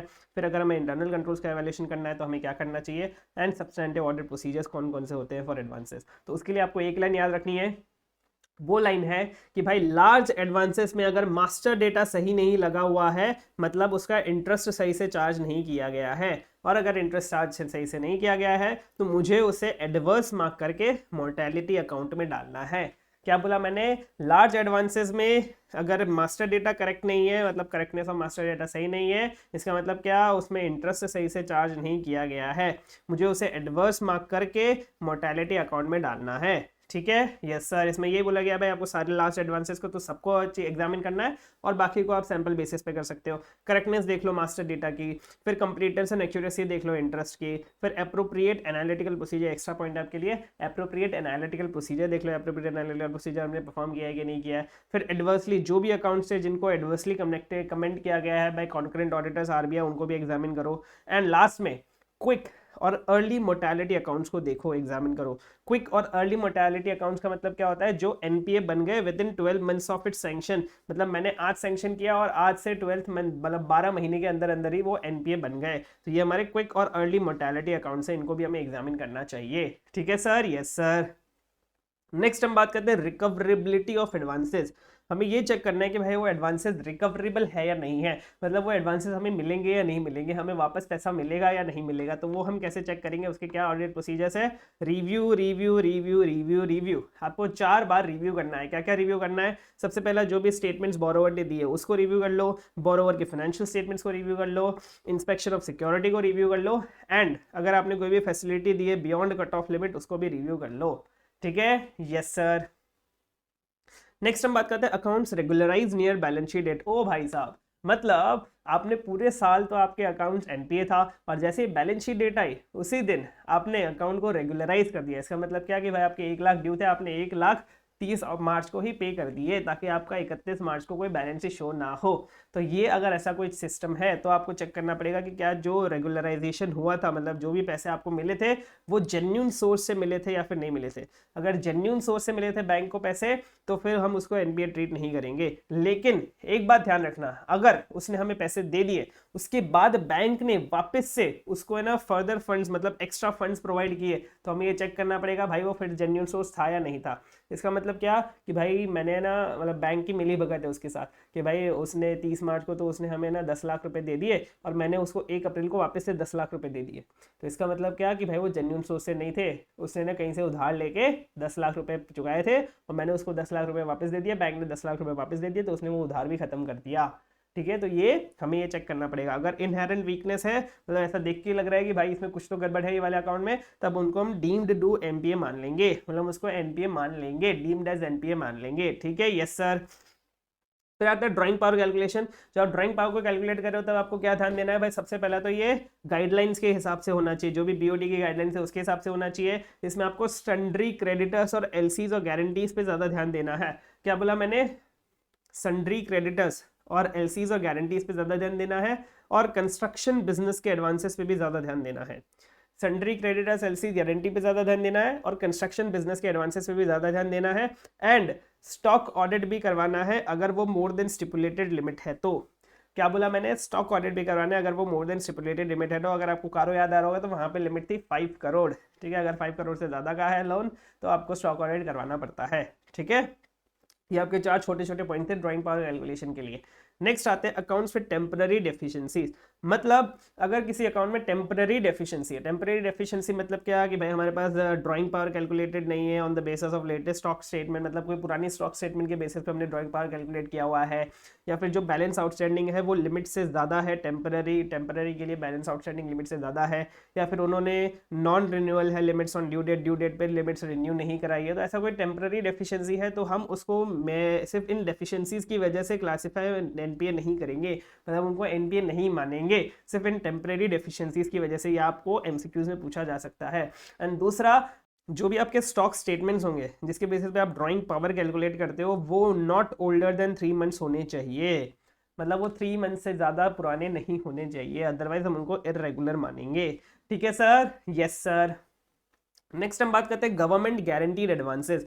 ये भाई वो एडवांसेस जो गवर्नमेंट ने गारंटी किए हैं कि भाई तुम टेंशन मत लो बैंक, अगर इसने पे नहीं किया तो मैं पे करूंगा, मैं पे करूंगी, जो सीजीएसजे वो ऐसा बोल रहा है। तो अगर वैसा कुछ है तो भाई अगर गवर्नमेंट गारंटीड एडवांसेस जो है वो एनपीए बन गए, अगर गवर्नमेंट गारंटीड एडवांसेस एनपीए बन गए तो इनकम रिकॉग्निशन, मतलब इनकम रिकॉग्निशन के लिए उसको इंटरेस्ट को हम अकाउंट नहीं करेंगे तब तक जब तक वो रियलाइज ना हो जाए। मतलब इसका मतलब क्या कि भाई इनकम रिकॉग्निशन के पर्पज से हम उसको एनपीए ही मानेंगे, इनकम रिकॉग्निशन के पर्पज से एनपीए मानेंगे। इसका मतलब क्या कि भाई जब तक इनकम, जब तक इंटरेस्ट हमें मिल नहीं जाता पैसे में, कैश में रियलाइज नहीं हो जाता, तब तक हम उसको एनपीए ही मानेंगे। एंड लेकिन एसेट क्लासिफिकेशन के पर्पज से, एसेट क्लासिफिकेशन के पर्पज से अगर वो सीजी गारंटीड एडवांसेस है, सीजी मतलब क्या? सेंट्रल गवर्नमेंट, अगर सेंट्रल गवर्नमेंट ने गारंटी किया वो वाला एडवांसेस है तब उसको हम एनपीए तभी मानेंगे अगर सीजी ने अपनी गारंटी जो है वो वापस ले ली व्हेन इन्वोक्ड। मतलब हमने सीजी को बोला कि लाओ चलो आपने गारंटी दिया हुआ ना ये वाला, अब लाओ ये पैसे दो हमें, लेकिन सीजी ने बोला ठीक है, सीजी ने हाथ खड़े कर दिया मैं तो नहीं दूंगा इसके पैसे, तब हम उसको एनपीए मानेंगे, उसके बिना हम उसको एनपीए नहीं मानेंगे। ये हो गई बात सीजी की। लेकिन अगर वो एसजी है, लेकिन अगर वो एसजी है तब हम उसमें इतना बड़ा उसको रिलैक्सेशन नहीं दे सकते, हम उसको एनपीए मानेंगे अगर वो ओवरड्यू है फॉर मोर देन 90 डेज। क्या बोला मैंने? अगर वो ओवरड्यू है for more than 90 days in SG cases तब हम उसको मानेंगे एनपीए। एंड सीजी में तब तक नहीं मानेंगे जब तक सीजी ने बोल देता कि भाई मेरे पास तो नहीं है पैसे, आप मेरे को नहीं पता ये सब, ठीक है। एंड अगर बैंक ने अभी तक इन्वोक नहीं किया सीजी गारंटी को, मतलब भाई उससे यार उसका जो ड्यू है ना उसको बहुत टाइम हो गया, 1-2 साल से उसका ड्यू पड़ा हुआ है और सीजी ने गारंटी दे रखी लेकिन बैंक ने अभी तक सीजी से मांगा ही नहीं है पैसा, तो हमें वो रीजंस बताने पड़ेंगे अपने एलएफएआर में। एलएफएआर वो अभी हम पढ़ेंगे नीचे। LFAR is long form audit report, उनका एक टाइप ऑफ रिपोर्ट होता है जो बैंक में सबमिट करना पड़ता है ऑडिटर को। तो उस ऑडिट रिपोर्ट में, उस एलएफएआर में हम ये बताएंगे कि क्या रीजन है कि भाई बैंक ने अभी तक सीजी से पैसे क्यों नहीं मांगे हैं, ठीक है। इन्वोक मतलब मांगे क्यों नहीं भाई पैसे अभी तक, ठीक है। नेक्स्ट हम बात करते हैं एग्रीकल्चरल एडवांसेस की। भाई एग्रीकल्चरल एडवांसेस एनपीए कैसे डिसाइड करेंगे? एग्रीकल्चरल एडवांसेस मतलब आपने किसी किसान को पैसे दे रखे हैं, किसी इंसान किसान को लोन और एडवांसेस दे रखे हैं, तब आपका एनपीए कैसे माना जाएगा? तो एनपीए आपका डिपेंड करेगा क्रॉप सीजन पे। अब ये क्रॉप सीजन, भाई क्रॉप सीजन कौन डिसाइड करेगा? क्रॉप सीजन डिसाइड करेगा state level bankers committee depending on duration of crop. मतलब बेसिकली कि कितना बड़ा क्रॉप है, कितना टाइम लगता है उसको हार्वेस्ट करने में, उस हिसाब से state level bankers committee decide करेगी हर एक क्रॉप का क्रॉप सीजन, ठीक है। अगर शॉर्ट टर्म है, ठीक है, मतलब उसका जो क्रॉप सीजन है वो शॉर्ट टर्म है, तो मतलब अगर short term loans and advances है तो हम उसको एनपीए मानेंगे अगर overdue for more then 2 crop season, मतलब वो 2 क्रॉप सीजन से ज़्यादा ओवरड्यू हो गया तब हम उसको एनपीए मानेंगे। और अगर लॉन्ग टर्म है तो हम उसको ओवरड्यू मानेंगे for more then 1 crop season, more than 1 crop season से ओवरड्यू हो गया तो हम उसको एनपीए मान लेंगे, ठीक है सर? Yes sir. फिर एक ये बासल 3 करके कोई नॉर्म्स होते हैं हमारे पास जो बैंक को फॉलो करने पड़ते हैं। वो नॉर्म्स की क्या एम करते हैं, मतलब उनका क्या एम होता है, क्या ऑब्जेक्टिव होता है? उनका एम होता है आर्ट। आर्ट मतलब क्या? ए से होता है एब्जॉर्ब शॉक, ताकि जो बैंक की एबिलिटी है टू एब्जॉर्ब शॉक्स, मतलब इकोनॉमी में कुछ भी हो गया, ऊपर नीचे हो गया, कोई डिमोनेटाइजेशन ऐसा कुछ हो गया, तो वो शॉक को एब्जॉर्ब करने की एबिलिटी बढ़ जाए। दूसरा आर से होता है risk management, risk management improve करता है ये हमारा। और तीसरा होता है ट्रांसपेरेंसी, वो हमारे स्ट्रेंथन करता है ट्रांसपेरेंसी एंड डिस्क्लोजर को, ठीक है सर? Yes sir. ये बेसल 3 के 3 ऑब्जेक्टिव है, ये वैसे बहुत ज़्यादा इंपॉर्टेंट नहीं है आप लोगों के लिए। नेक्स्ट हम बात करते हैं सबसे आईसीआई का सबसे पसंदीदा टॉपिक और बहुत इजी टॉपिक भी है, वो है सेल और परचेज ऑफ एनपीएस। इसका मतलब क्या है कि भाई बैंक अपने एनपीएस को सेल भी कर सकता है और किसी और बैंक के एनपीएस को परचेज भी कर सकता है। ठीक है, तब हमें अगर ये सेल एंड परचेज हो रहा है एनपीए का, तब हमें किन किन बातों को एग्जामिन करना है। आपको एग्जामिन करना है कौन सा बेच सकते हैं, मतलब कौन सा एनपीए बेच सकते हैं, कैसे बेच सकते हैं, और वापस चाहिए तो नहीं होगा ना। तो कौन सा एनपीए बेच सकते हैं? वही एनपीए बेच सकते हैं जो एटलीस्ट 2 ईयर्स के लिए एनपीए रहा चुका हो। मतलब एटलीस्ट 2 ईयर्स के लिए वो आपके बुक में एनपीए रह चुका हो, तभी हम उसको सेल कर सकते हैं। कैसे सेल कर सकते हैं, कैसे बेच सकते हैं? पॉलिसी ऑफ बीओडी बोलेंगे वैसे बेचना है आपको, विदाउट रिकॉर्ड्स बेचना है, मतलब आपको कोई भी रिस्क का परज्यूम नहीं करना है। जैसे आपने बेच दिया तो सारा रिस्क भी आपने ट्रांसफर कर दिया, ऐसा आपको मान लेना है। सारा क्रेडिट रिस्क, जितना भी क्रेडिट रिस्क है वो आपने ट्रांसफर कर दिया है। आपको कैश बेसिस पे ही बेचना है इसको। अब आप अप्रूवल बेसिस पे मत बेच लेना, इसको आपको कैश बेसिस पे ही बेचना है। मतलब जैसे ही बेचा वैसे ही आपके पास पैसे आ जाने चाहिए। एंड सेल के बाद आपके पास कोई भी रिस्क नहीं होना चाहिए। ये जो ऊपर वाली सेम पॉइंट जो हमने यहाँ पे बात करी वही सेम बात कर रहा है। तो ये हमने बात कर ली, कौन सा बेच सकते हैं, कैसे बेच सकते हैं, वापस चाहिए तो नहीं होगा ना। इसका मतलब क्या है कि भाई जो भी आपने एनपीए सेल किया है, जो आपने एनपीए सेल किया है उसी को आप वापस परचेज नहीं कर सकते हो। क्या बोला मैंने? एक बार मैंने सेल कर दिया उसी को मैं वापस परचेज नहीं कर सकता, वही सेम एनपीए को। ठीक है, बेच दिया मतलब बेच दिया। ठीक है, नेक्स्ट हम, ये था हमारा दोनों के लिए, सेल और परचेज ऑफ एनपीएस के लिए। नेक्स्ट आ रहा है अगर सिर्फ सेल ऑफ एनपीए के लिए। सेल ऑफ एनपीए के लिए हमें क्या क्या चीज़ों का ध्यान रखना है? सेल किया तो बुक्स में से रिमूव करो। ठीक है, आपने सेल किया एनपीए तो बुक्स में से रिमूव करो और करेक्ट ट्रीटमेंट करो पीएनएल में। पीएनएल में करेक्ट ट्रीटमेंट करो। तो सबसे पहले हम बात करते हैं ऑन सेल। एनपीए जो है वो आपको रिमूव कर देना है बुक्स में से। एंड अगर सेल जो है, मतलब सेल जो आपने जिस प्राइस पे आपने सेल किया है वो बिलो नेट बुक वैल्यू है। नेट बुक वैल्यू का मतलब क्या होता है?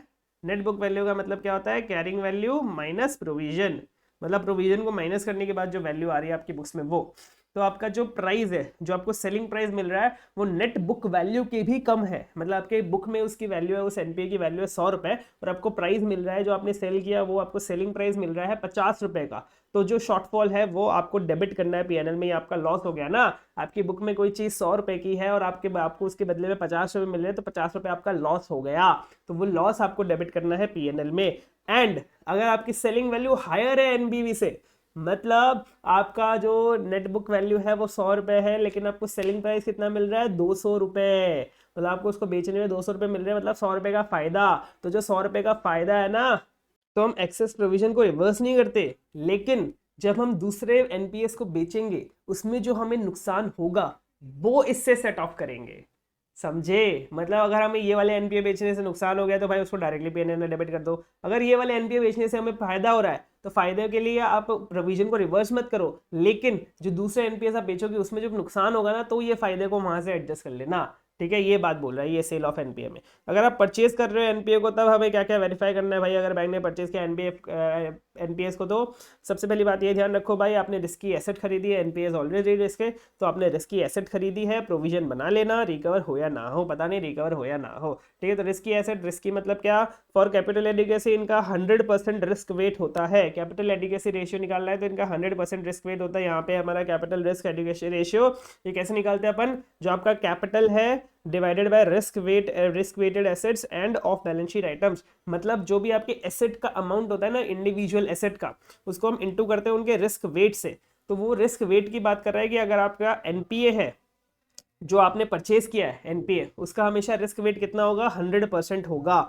इसका मतलब क्या है कि भाई सपोज आपने 100 रुपए का एनपीए खरीदा है तो आपको 100 इंटू 100% करना है, मतलब आपका 100 रुपए रिस्क वेटेड एसेट्स आ जाएगा। नेक्स्ट हम बात करते हैं प्रोविजन बना लेना। आपको प्रोविजन बनाना है एज पर जो भी प्रोविजनल रिक्वायरमेंट्स है उस हिसाब से, जो हम नीचे पढ़ेंगे अभी। एंड रिकवर हो या ना हो, इसका मतलब क्या? रिकवरी हुई है, एनपीए परचेज किया आपने, तो सबसे पहले आप उसको एक्विजिशन कॉस्ट से एडजस्ट करो एंड बाकी को एक्स्ट्रा प्रॉफिट, मतलब एक्स्ट्रा को प्रॉफिट में दिखाओ। इसका मतलब क्या है कि भाई आपने एनपीए परचेज किया था 100 रुपए का, लेकिन आपने उससे रिकवरी कर ली, मतलब जो डेटर का एनपीए हुआ था आपने उससे रिकवरी कर ली 150 रुपए की, तो 100 रुपए तो पहले कॉस्ट में से माइनस करो और बाकी के 50 रुपए आपके प्रॉफिट में डाल दो। ठीक है? Yes sir. कैपिटल में दो टाइप के कैपिटल आते हैं, एक आता है टीयर 1 कैपिटल और एक आता है टीयर 2 कैपिटल। टीयर 1 कैपिटल क्या होता है? हाईएस्ट क्वालिटी कैपिटल होता है और जो फुल्ली अवेलेबल होता है टू रिकवर लॉसेज। मतलब ये हाईएस्ट क्वालिटी कैपिटल होता है और ये फुल्ली अवेलेबल होता है to recover losses. And tier 2 capital क्या होता है? टीयर 2 कैपिटल में सारे कोई सर्टेन रिजर्व्स आते हैं या फिर सबऑर्डिनेटेड डेट आता है, इसमें लॉस एब्जॉर्प्शन कैपेसिटी जो है वो कम होती है देन टीयर 1 कैपिटल। सर ये क्या होता है? ये आपको समझने की जरूरत नहीं, आपको बस याद रखना है ये सारी चीजें कि भाई ये ऐसा होता है। फिर आता है capital risk adequacy ratio.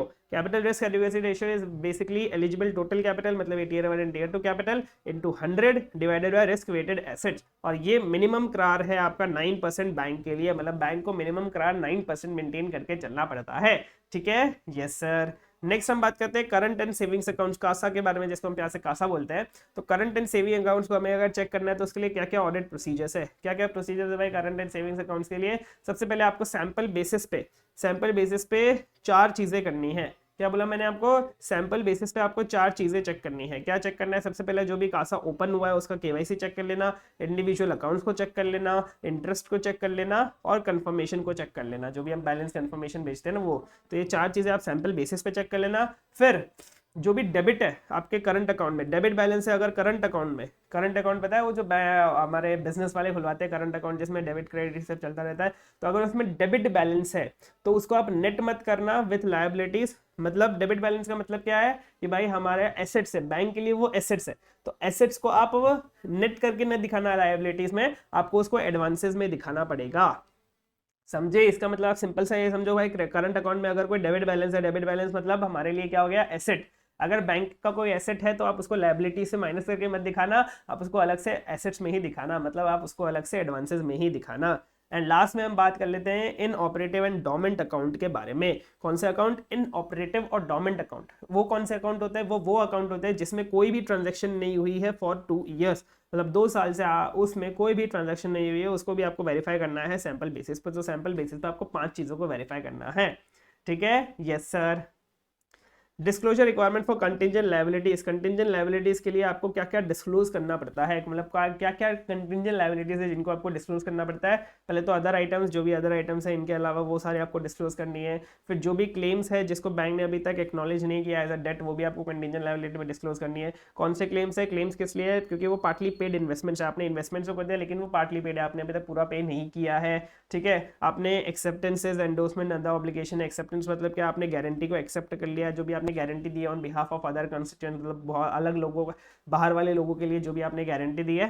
And जो भी आपकी लायबिलिटी है for outstanding forward exchange derivative contracts. Forward exchange derivative contracts के लिए जो भी आपकी लायबिलिटी है वो भी आपकी कंटिंजेंट लायबिलिटीज मानी जाएगी। ठीक है, यस सर।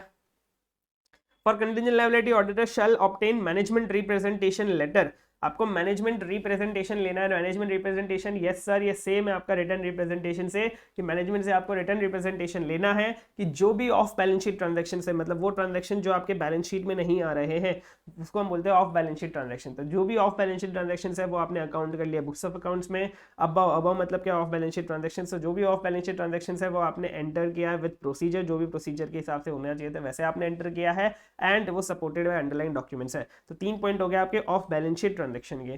फिर बात करते हैं कि भाई जो भी कंटिंजेंट लायबिलिटी है वो डिस्क्लोज किया आपने अच्छे से। डिस्क्लोजर्स मतलब अपना प्रेजेंटेशन है, डिस्क्लोजर वाला सेशन आ गया। जो भी डिस्क्लोज कंटिंजेंट लायबिलिटी है उसमें कोई क्रिस्टलाइज्ड लायबिलिटी नहीं है। क्रिस्टलाइज्ड लायबिलिटी का मतलब क्या भाई? कंटिंजेंट लायबिलिटी मतलब क्या होता है कि भाई ये लायबिलिटी हो सकती है या नहीं हो सकती। क्रिस्टलाइज मतलब क्या कि भाई ये लायबिलिटी है ही है, मतलब लॉस की बात कर लो या फिर एक्सपेंस की बात कर लो, तो उसमें कोई क्रिस्टलाइज लायबिलिटी नहीं होनी चाहिए ना। कंटिंजेंट लायबिलिटी में ऐसा कोई अनसर्टेनिटी तो होनी चाहिए बेसिकली। अगर किसी में अनसर्टेनिटी नहीं है, कोई लायबिलिटी है ही है, तो हम उसको क्रिस्टलाइज, तो हम उसको कंटिंजेंट लायबिलिटी में नहीं इंक्लूड कर सकते। एंड लास्ट में आपको बताना है financial effect based on best estimate. Best estimate के हिसाब से आपको उसका फाइनेंशियल इफेक्ट भी बताना है कंटिंजेंट लायबिलिटी का। ठीक है sir, yes sir.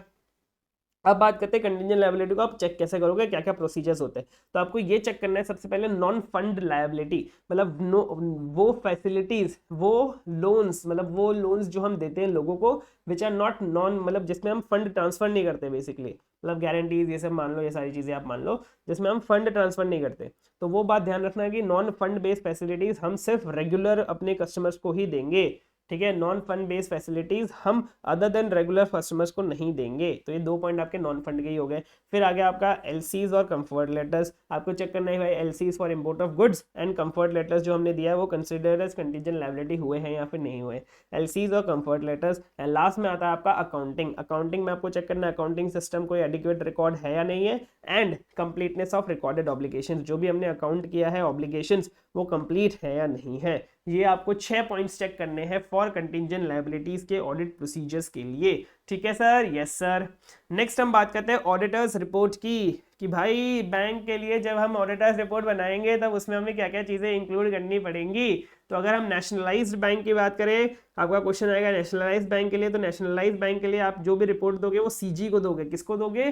Central government को रिपोर्ट दोगे। उसमें क्या क्या चीज़ें बताओगे? सबसे पहले बताओगे कि भाई आपके ओपिनियन में balance sheet true and fair view देती है कि नहीं देती स्टेट ऑफ अफेयर्स का, PNL true and fair view देता है कि नहीं देता प्रॉफिट एंड लॉस का। फिर आपका जो ट्रांजैक्शंस है, मतलब पीएनएल में जितने भी ट्रांजैक्शंस आ रहे हैं वो विद इन पावर्स, मतलब पावर्स बैंक के पावर्स के अंदर थे या नहीं थे, मतलब बैंक ऑथराइज था कि नहीं था उन ट्रांजैक्शंस को करने के लिए। फिर जो भी आपको रिटर्न मिले ब्रांचेस से वो एडुकेट थे या नहीं थे, आपने जो भी एक्सप्लेनेशन मांगे वो सेटिस्फैक्ट्री थे या नहीं थे, एंड कोई भी और नोटिस, जो कोई भी और मैटर जो आपको सीजी को बताना लगता है, ज़रूरी लगता है कि भाई सीजी को पता होना चाहिए, वो मैटर आप अपने ऑडिट रिपोर्ट में डाल सकते हो। ठीक है, ये थे आपके 6 पॉइंट्स फॉर ऑडिटर्स रिपोर्ट। फिर इसमें एक बात बोल रहा है कि अगर कोई अनऑडिटेड ब्रांचेज है, मतलब कोई अनऑडिटेड ब्रांचेज है, मतलब को एक बैंक है जिसमें ब्रांचेस है बहुत सारे, उसमें से कुछ कुछ ब्रांचेस जो है वो अनऑडिटेड है, किसी ने उसका ऑडिट नहीं किया, तब आपको उसके बारे में क्या क्या चीज़ें बतानी है अपने ऑडिट रिपोर्ट में। सबसे पहले तो नंबर बताना है कि भाई कितनी ब्रांचेस थी, फिर आपको क्वांटिफाई बताना है, मतलब क्वांटिफिकेशन करके बताना है भाई, परसेंटेज बताना है बेसिकली, या तो आप उसका अमाउंट बता दो कि भाई कितने एडवांसेस थे उन अनऑडिटेड ब्रांचेस में, कितने डिपॉजिट्स थे, कितने इंटरेस्ट इनकम थे और कितना इंटरेस्ट एक्सपेंस था, उसको आपको ऑडिट रिपोर्ट में बताना पड़ेगा। ठीक है, यस सर। नेक्स्ट हम बात करते हैं रिपोर्ट्स एंड सर्टिफिकेट्स की, एज एन ऑडिटर आपको कौन कौन से रिपोर्ट्स एंड सर्टिफिकेट देने पड़ते हैं in the audit of banking company, bank. सबसे पहले हमें ऑपरेटिंग इफेक्टिवनेस के बारे में बताना पड़ता है ऑफ इंटरनल फाइनेंशियल कंट्रोल और फाइनेंशियल रिपोर्टिंग, अपना आईएफसी जो था वो हमारा इंटरनल फाइनेंशियल कंट्रोल, उसके बारे में हमें रिपोर्ट देना पड़ता है। लॉन्ग फॉर्म ऑडिट रिपोर्ट जो हम पढ़ेंगे उसके बारे में हमें रिपोर्ट देनी पड़ती है। कंप्लायंस विद एसएलआर रिक्वायरमेंट्स के बारे में हमें रिपोर्ट देनी पड़ती है।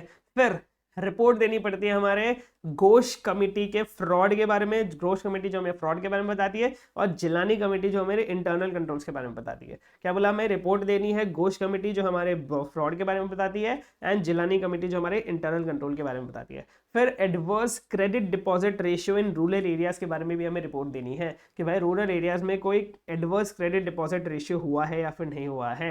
इसका मतलब क्या कि हमने क्रेडिट बहुत सारा दे रखा है लेकिन डिपॉजिट एक भी नहीं है हमारे पास। ठीक है, फिर हमें authentication of capital adequacy ratio कि भाई कैपिटल एडिक्वेसी रेशियो सही है या नहीं है, एसेट लायबिलिटी मैनेजमेंट सही है या नहीं है, एंड सर्टिफिकेट। ये सारे अभी तक रिपोर्ट की बात हो रही थी, ये सारे रिपोर्ट की बात हो रही थी, यहाँ पे कैपिटल एडिक्वेसी रेशियो की बात हो गई, एसेट लायबिलिटी मैनेजमेंट की बात हो गई, और सर्टिफिकेट की बात हो गई। सर्टिफिकेट किस बारे में? कॉर्पोरेट गवर्नेंस के बारे में। किसके केस में? लिस्टेड बैंक के केस में, मतलब वो बैंक्स जो लिस्टेड है ऑन स्टॉक एक्सचेंज, उसके केस में हमें सर्टिफिकेट देना पड़ता है कॉर्पोरेट गवर्नेंस का कि भाई कॉर्पोरेट गवर्नेंस इनका सही है या फिर नहीं है। ठीक है, अब हम बात करते हैं लॉन्ग फॉर्म ऑडिट रिपोर्ट की, कि भाई लॉन्ग फॉर्म ऑडिट रिपोर्ट क्या होता है, कैसे होता है और कैसे सबमिट करना पड़ता है। तो सबसे पहले हम बात करते हैं, ये दोनों देते हैं, मतलब एससीएस और एसबीएस। एससीएस का मतलब क्या था? स्टैट्यूटरी सेंट्रल ऑडिटर्स भी बनाते हैं लॉन्ग फॉर्म ऑडिट रिपोर्ट, और स्टैट्यूटरी ब्रांच ऑडिटर्स भी बनाते हैं लॉन्ग फॉर्म ऑडिट रिपोर्ट। जो स्टैट्यूटरी ब्रांच ऑडिटर्स बनाते हैं ना एलएफएआर, वो क्वेश्चनर के फॉर्म में होता है। ठीक है, और वो सबमिट कर देते हैं एससीएस को। जो एलएफएआर एससीएस किसको सबमिट करते हैं? मैनेजमेंट को, after consolidation at HO level, मतलब सारे एसबीएस मिलके अपने long form audit report SCS को देते हैं, एससीएस सारे रिपोर्ट को कंसोलिडेट करके मैनेजमेंट को सबमिट कर देते हैं। ठीक है, यस सर। अब इसका क्या टाइमिंग क्या है? एलएफएआर किसको सबमिट करते हैं? एसीबी को। एसीबी का मतलब क्या होता है? ऑडिट कमिटी बोर्ड, आप चाहो तो यहाँ पे लिख सकते हैं ऑडिट कमिटी बोर्ड, जिसमें हम क्या क्या बताते हैं भाई एलएफएआर में कि हमने क्या क्या एक्शन लिए, कोई भी इरेगुलरिटी थी उसके अगेंस्ट में, एंड ये जो कॉपी ऑफ एलएफएआर है एंड उसका जो भी एजेंडा है विद बोर्ड व्यूज, बोर्ड के मतलब एसीबी के क्या क्या व्यूज है उसके साथ हम सबमिट कर देते हैं आरबीआई को within 60 days of LFAR submission by SCA. मतलब एससीए ने जब सबमिट किया था LFAR to ACB, LFAR to ACB, उसके 60 दिन के अंदर अंदर हमें आरबीआई को भी सबमिट करना पड़ता है एलएफएआर। ठीक है सर, यस सर। तो बस आपका थोड़ा सा बच गया आपका बैंक ऑडिट। बस देखिए ये इतना सा पोर्शन आपका पूरा कॉन्करेंट ऑडिट का जो हम जल्दी से खत्म कर लेंगे, और फिर हमारा सिर्फ एमसीक्यू पॉइंट है और हमारा पूरा बैंक ऑडिट जो है वो खत्म हो जाएगा। ठीक है सर, चलो शुरू करते हैं। स्कोप, सबसे पहले हम बात करते हैं scope of concurrent audit. Concurrent audit के अंदर क्या क्या आता है, सबसे पहले हम बात करते हैं कॉन्करेंट ऑडिट का मतलब क्या होता है। कॉन्करेंट का मतलब होता है साथ साथ, मतलब आपका बैंक इधर काम कर रहा है अपना और आप भी साथ में बैठ के ही साथ में ऑडिट कर रहे हो, इसको हम बोलते हैं कॉन्करेंट ऑडिट। ठीक है, मतलब आप उसी टाइम पे ऑडिट कर रहे हो। इसमें आपका कैश आता है, कैश में हम इन्वेस्टमेंट करते हैं, कैश को हम डिपॉजिट करते हैं, मतलब सारा ये स्कोप की बात हो रही है, सब कुछ आ जाता है, एडवांसेस आ जाता है, आपका फॉरेन एक्सचेंज आ जाता है, हाउस कीपिंग आ सकता है। ठीक है, यस सर।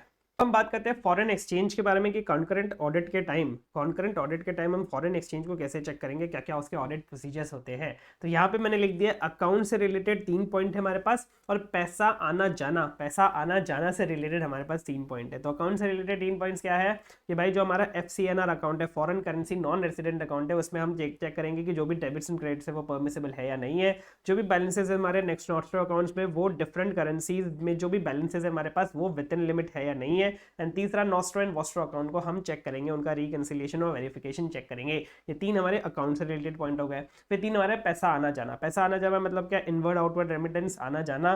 फिर फॉरेन बिल्स जो भी हमने नेगोशिएट किए हैं उसके बारे में चेक करेंगे। एंड जो भी फॉरवर्ड कॉन्ट्रैक्ट्स हैं, यहाँ पे FF भी आप लिख सकते हो, फॉरेन बिल्स और फॉरवर्ड कॉन्ट्रैक्ट्स, पैसा आना जाना थ्रू FF। ठीक है, ऐसा करके भी आप लिख सकते हो। ठीक है, तो ये हमारे 6 पॉइंट्स है फॉर फॉरेन एक्सचेंज। ठीक है, बहुत टाइम पास वाले पॉइंट्स से, ये आपको याद होंगे भी नहीं, मुझे भी पता है, मुझे भी याद नहीं हुए थे, लेकिन हाँ मैंने ऐसे करके थोड़ा बहुत याद रख लिया था कि भाई अकाउंट के 3 पॉइंट्स है और पैसा आना जाना के 3 पॉइंट्स थे। ठीक है, यस सर। नेक्स्ट हम बात करते हैं एडवांसेस, लोन्स एंड एडवांसेस में ऑडिट प्रोसीजर्स क्या क्या है। What are your audit procedures for loans and advances. इसमें आपको 3 पॉइंट याद रखने हैं। सबसे पहला लोन देते वक्त आपको क्या क्या चीजें देखनी है। पहले ये देखना है कि भाई जो एडवांसेस है वो हमने डेलीगेटेड अथॉरिटी ने प्रॉपर्ली सैंक्शन किए हुए हैं, मतलब जिसकी अथॉरिटी है एडवांसेस देने की, उसी अथॉरिटी ने अच्छे से सैंक्शन किए हैं वो एडवांसेस। ये आपको चेक करना है लोन देते वक्त। दूसरा आपको ये चेक करना है जो भी सिक्योरिटीज है वो हमें मिल गई है लोन देते वक्त। फिर लोन देने के बाद आपको चेक करना है कि post disbursement supervision. Post disbursement supervision का मतलब क्या है कि भाई आपने जब डिसबर्स कर दिया, डिसबर्स मतलब क्या, जब लोन दे दिया, पैसे दे दिए, उसके बाद आपको उसको अच्छे से सुपरवाइज करना है, देखना है कि क्या उसका कोई मिस यूटिलाइजेशन हो रहा है या फिर फंड्स का कोई डाइवर्जन हो रहा है या नहीं हो रहा है, ये आपको लोन देने के बाद देखना है। एंड आपको फिर उसके बाद LC बीजीज एंड बिल्स देखने हैं। ये 3 पॉइंट है आपके LC BG और बिल्स के।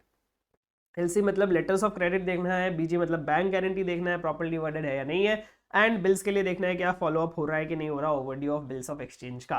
ठीक है सर, यस सर। नेक्स्ट हम बात करते हैं अपॉइंटमेंट ऑफ कॉन्करेंट ऑडिटर्स कि भाई कॉन्करेंट ऑडिटर्स को कैसे अपॉइंट करेंगे, कौन करेगा, कौन होगा कॉन्करेंट ऑडिटर्स। तो भाई बैंक के ऊपर है, बैंक की मर्जी है कि या वो अपने खुद के स्टाफ को लग सकती है कॉन्करेंट ऑडिटर, या फिर किसी एक्सटर्नल ऑडिटर को हायर कर सकती है एज अ कॉन्करेंट ऑडिटर। ये बैंक की खुद की मर्जी है, खुद की। अगर उसने खुद के स्टाफ को रखा है तो इंश्योर करना कि वो इंडिपेंडेंट होने चाहिए ऑफ द ब्रांच, मतलब जिस ब्रांच का वो कॉन्करेंट ऑडिट कर रहे हैं उस ब्रांच से वो इंडिपेंडेंट होने चाहिए। ये बात आप ध्यान रखना अगर आप खुद के ऑफिशियल को यूज कर रहे हो।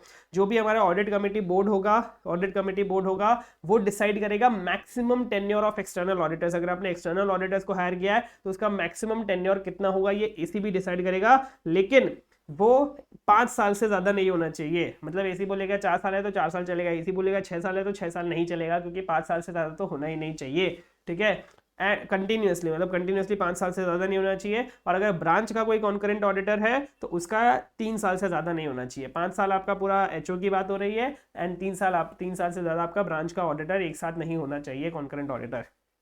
अगर एक्सटर्नल फर्म्स को हायर किया आपने, अगर कोई बाहर की फर्म को हायर किया आपने एंड उसके काम में कोई सीरियस ओमिशन या फिर कमीशन मिल गया, सीरियस कोई भी उसने गलती कर दी, कोई भी उसने गलती नहीं कर, उसको कुछ काम करना चाहिए था वो उसने नहीं किया, तब आप उसकी अपॉइंटमेंट को कैंसिल कर सकते हो, मतलब बैंक उसके अपॉइंटमेंट को कैंसिल कर सकता है। एंड हम उसको रिपोर्ट कर देंगे टू RBI एंड ICAI कि भाई ICAI कॉन्करेंट ऑडिटर्स ICAI का मेंबर है, तो हम ICAI को भी रिपोर्ट कर देंगे कि भाई देखो आपके बंदे ने काम अच्छा नहीं किया है, और RBI को भी रिपोर्ट कर देंगे।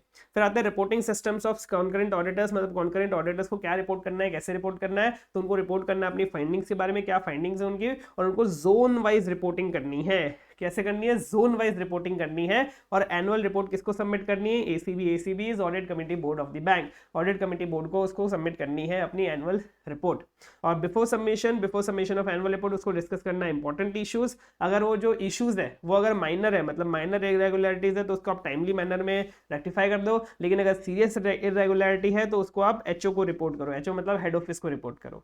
अगर फ्रॉड है, सीरियस इरेगुलरिटी का मतलब क्या, फ्रॉड, अगर फ्रॉड है तो उसको आप इमीडिएटली रिपोर्ट करो। तो इंस्पेक्शन एंड ऑडिट डिपार्टमेंट मतलब एचओ के इंस्पेक्शन एंड ऑडिट डिपार्टमेंट को इमीडिएटली रिपोर्ट करो, चीफ विजिलेंस को रिपोर्ट करो एंड ब्रांच मैनेजर्स को रिपोर्ट करो unless he is also involved.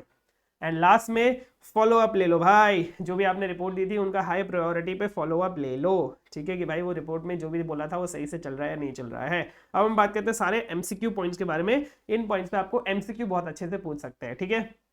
सबसे पहला है, आरबीआई बोलता है, जानकार रहिए, सतर्क रहिए, ये नहीं बोल रहा मैं, लेकिन आरबीआई बोल रहा है कि भाई एससीएज हैं उनको वेरीफाई करना है कंप्लायंस विद एसएलआर रिक्वायरमेंट्स, कि भाई एसएलआर से रिक्वायरमेंट से बैंक कंप्लाई कर रहा है कि नहीं कर रहा, of 12 odd days in different months, मतलब हर डिफरेंट मंथ्स में 12 महीने में आपको 12 दिन पकड़ने हैं, मतलब एक एक दिन अलग अलग दिन पकड़ने हैं आपको of fiscal year, not being Fridays, Fridays के अलावा क्यों, क्योंकि हमने ऊपर देखा था कि भाई फ्राइडे के दिन तो स्टैट्यूटरी ऑडिटर खुद बोल रहा है ब्रांच वालों को कि भाई आप ट्रायल बैलेंस भेजो, हम उसको कंसोलिडेट करेंगे डिटेल में। तो फ्राइडे को तो हम चेकिंग कर ही रहे हैं, तो फ्राइडे के अलावा आपको 12 दिन पकड़ने हैं अलग अलग महीने के, तो तब आपको एसएलआर कंप्लायंस को चेक करना है, ठीक है। दूसरा बात करता है कि आपको स्पेशल अटेंशन पे करना है, स्पेशल अटेंशन देना है क्रेडिट और debit entries in reconciliation statement.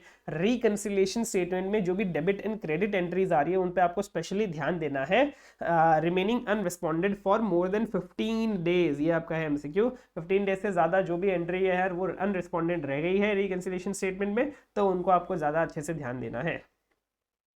अगर कोई बैलेंस है विद बैंक्स आउटसाइड इंडिया, उसको आपको कन्वर्ट करना है आईएनआर में, तो कौन से एक्सचेंज रेट से करोगे, वो exchange rate as on balance sheet date, balance sheet date वाले, ट्रांजैक्शन डेट वाले नहीं, जो आपको हिस्टोरिकल डेट वाला है वो वाला नहीं, आपको बैलेंस शीट डेट वाले एक्सचेंज रेट से उसको कन्वर्ट करना पड़ेगा, ठीक है। इन्वेस्टमेंट्स को आप कब क्लासिफाई करोगे as NPA, when they are overdue for more than 90 days, ये जनरल लिमिट की बात कर रहे हैं कि अगर when overdue for more than 90 days तो आप उसको इन्वेस्टमेंट्स को एनपीए क्लासिफाई करोगे। अगर लिमिट्स, जो भी आपने लिमिट्स रखी है, सपोज लोन्स एंड एडवांसेस, मैंने तेरे को लिमिट दे दी कि भाई 1 करोड़ के तो लोन्स एंड एडवांसेस कर सकता है, जितना तेरे को चाहिए उतना तो बोरो कर सकता है 1 करोड़ तक, तो अगर ये जो भी लिमिट्स है ना, अगर वो रिव्यू नहीं हुई है within 180 days from due date, मतलब ड्यू डेट आ गई तेरी, लेकिन उसके 180 डेज मतलब 6 महीने के अंदर अंदर भी मैंने तेरी लिमिट्स को रिन्यू नहीं किया, मैंने आपके लिमिट्स को रिव्यू नहीं किया, तब हम उसको एनपीए मान लेंगे, अगर 180 डेज तक मैंने उसको रिव्यू नहीं किया तो। फिर आता है asset classification to be borrower wise, ये बहुत अच्छा क्वेश्चन है कि भाई जो भी एसेट क्लासिफिकेशन होता है वो बोरोवर वाइज होता है। इसका मतलब क्या, भाई आपने मेरे से 10 लोन ले रखे हैं, आप, मैं बैंक को, आप कस्टमर है, आपने मुझसे 10 लोन ले रखे हैं, आपने एक लोन में डिफॉल्ट कर दिया, एक लोन आपका एनपीए हो गया, तो सारे के सारे लोन 10 के 10 लोन आपके एनपीए बन जाएंगे, उसको हम एनपीए क्लासिफाई कर देंगे, मतलब एक बोरोवर के सारे लोन्स एनपीए क्लासिफाई हो जाएंगे अगर एक भी लोन एनपीए क्लासिफाई हो गया तो। इसलिए बोलते हैं asset classification is borrower wise and not facility wise, सारी facilities granted to borrower will be treated as NPA, ठीक है sir, yes sir. Fixed assets को हम कैसे क्लासिफाई करते हैं, प्रीमाइसेस में और अदर फिक्स्ड एसेट्स में। कैसे क्लासिफाई करते हैं, एक होता है प्रीमाइसेस, एक होता है अदर फिक्स्ड एसेट्स बैंक के केस में। और जो बैंकिंग कंपनी है, अगर कोई बैंकिंग कंपनी है वो प्रोहिबिटेड है from holding any acquired immovable property. इसका मतलब क्या है कि भाई सपोज मैंने तेरे को लोन लिया था, मैंने आपको लोन लिया था 1 करोड़ का, और आपने मुझे सिक्योरिटी दी थी आपकी इमूवेबल प्रॉपर्टी की, आपके घर की। अब वो इमूवेबल प्रॉपर्टी मैंने एक्वायर कर ली, क्यों, क्योंकि आपने लोन रीपे नहीं किया। तो अगर वो इमूवेबल प्रॉपर्टी मैंने एक्वायर कर ली है तो मैं उसको होल्ड नहीं कर सकता, 7 साल से ज्यादा होल्ड नहीं कर सकता अपने पास, ठीक है, एक्सेप्ट व्हेन मैं उसको खुद के काम के लिए ले रहा हूँ। मतलब सपोज मैं उसको खुद के, सपोज मैंने वहां पे ऑफिस खोल लिया तो ठीक है, लेकिन अगर मैं खुद के काम के लिए नहीं ले रहा तो मैं उसको ऐसे अपने पास पकड़ के नहीं रख सकता, मुझे किसी और को बेचनी ही पड़ेगी, कहीं और उसको देना ही पड़ेगा, 7 साल से ज्यादा मैं उसको अपने पास नहीं रख सकता हूँ, ठीक है, ये बात ध्यान रखना, ये बहुत अच्छा एमसीक्यू बना सकता है इस केस पे। नेक्स्ट बात करते हैं non banking assets acquired in satisfaction of claims, ठीक है। अगर आपके पास कोई नॉन बैंकिंग एसेट्स आ गए, मतलब कोई भी एसेट्स आ गए, सपोज ये आपका इमूवेबल प्रॉपर्टी बात कर लो, ये हम जो ऊपर बात कर रहे थे इमूवेबल प्रॉपर्टी की, कि भाई आपके पास क्लेम्स से आपको पैसे मिलने वाले थे लेकिन उसने पैसे नहीं दिए तो उसने अपनी इमूवेबल प्रॉपर्टी आपको दे दी, तो आपको उसको रिकॉर्ड करना है अपनी बुक्स में। तो कौन से वैल्यू पे उसको रिकॉर्ड करोगे, कौन से अमाउंट पे उसको रिकॉर्ड करोगे, वो अमाउंट होगा लोअर ऑफ, लोअर किसका, net book value of advance. Net book value हमने पहले भी बताया आपको, नेट बुक वैल्यू का मतलब क्या होता है, एडवांस माइनस प्रोविजंस, जो भी हमने प्रोविजन बना रखे थे उसके अगेंस्ट उसको माइनस कर देंगे एडवांस के अमाउंट से, तो advance minus provision, net book value of advance, या फिर एनआरवी ऑफ एसेट एक्वायर्ड, या फिर मेरे को जो एसेट मिल रही है, जो इन्वेस्टेबल प्रॉपर्टी मिल रही है, उसकी क्या नेट रियलाइजेबल वैल्यू है, उन दोनों को अपन कंपेयर करेंगे, net book value of advance को एंड एनआरवी ऑफ एसेट जो भी मैंने मिली है मुझे उसको, उन दोनों को कंपेयर करेंगे, उसमें से जो भी छोटा होगा अमाउंट होगा, जो भी लोअर अमाउंट होगा, उस पर हम रिकॉर्ड करेंगे उस एसेट को, ठीक है, यस सर। फिर जितने भी कमर्शियल बैंक्स है excluding RRBs and LABs shall follow stress testing framework. एक स्ट्रेस टेस्टिंग फ्रेमवर्क होता है, ऐसे आपको ध्यान रखना बस कि भाई स्ट्रेस टेस्टिंग फ्रेमवर्क होता है, वो सारे कमर्शियल बैंक्स को फॉलो करना है एक्सेप्ट आरआरबीज। आरआरबीज मतलब क्या, रीजनल रूरल बैंक, ठीक है, रीजनल रूरल बैंक मतलब जो छोटे गांवों में होते हैं वो, एंड लोकल एरिया बैंक जो लोकल एरियाज में ही होते हैं वो बैंक्स को ये एक्सक्लूडिंग इनको फॉलो नहीं करना स्ट्रेस टेस्टिंग फ्रेमवर्क, बाकी कमर्शियल बैंक को फॉलो करना है। फिर आप बात करते हैं, एक होता है नॉन रेसिडेंट एक्सटर्नल रुपी अकाउंट और एक होता है नॉन रेसिडेंट ऑर्डिनरी रुपी अकाउंट, ठीक है। तो ये जो हमारा नॉन रेसिडेंट एक्सटर्नल रुपी अकाउंट है ना, वो कौन खोलता है, वो एनआरआई खोलते हैं या फिर पर्सन्स ऑफ इंडियन ओरिजिन खोल सकते हैं, ये दो लोग ही खोल सकते हैं नॉन रेसिडेंट एक्सटर्नल रुपी अकाउंट। और नॉन रेसिडेंट ऑर्डिनरी रुपी अकाउंट ये कौन खोल सकता है, सारे नॉन रेसिडेंट्स खोल सकते हैं, ठीक है सर, यस सर। फिर जो नॉन रेसिडेंट एक्सटर्नल रुपी अकाउंट होता है रीपैट्रिएबल होता है। रीपैट्रिएबल मतलब क्या, आप यहाँ से पैसा निकाल के इंडिया से बाहर लेके जा सकते हो, लेकिन ये जो एनआरओ अकाउंट होता है वो रीपैट्रिएबल नहीं होता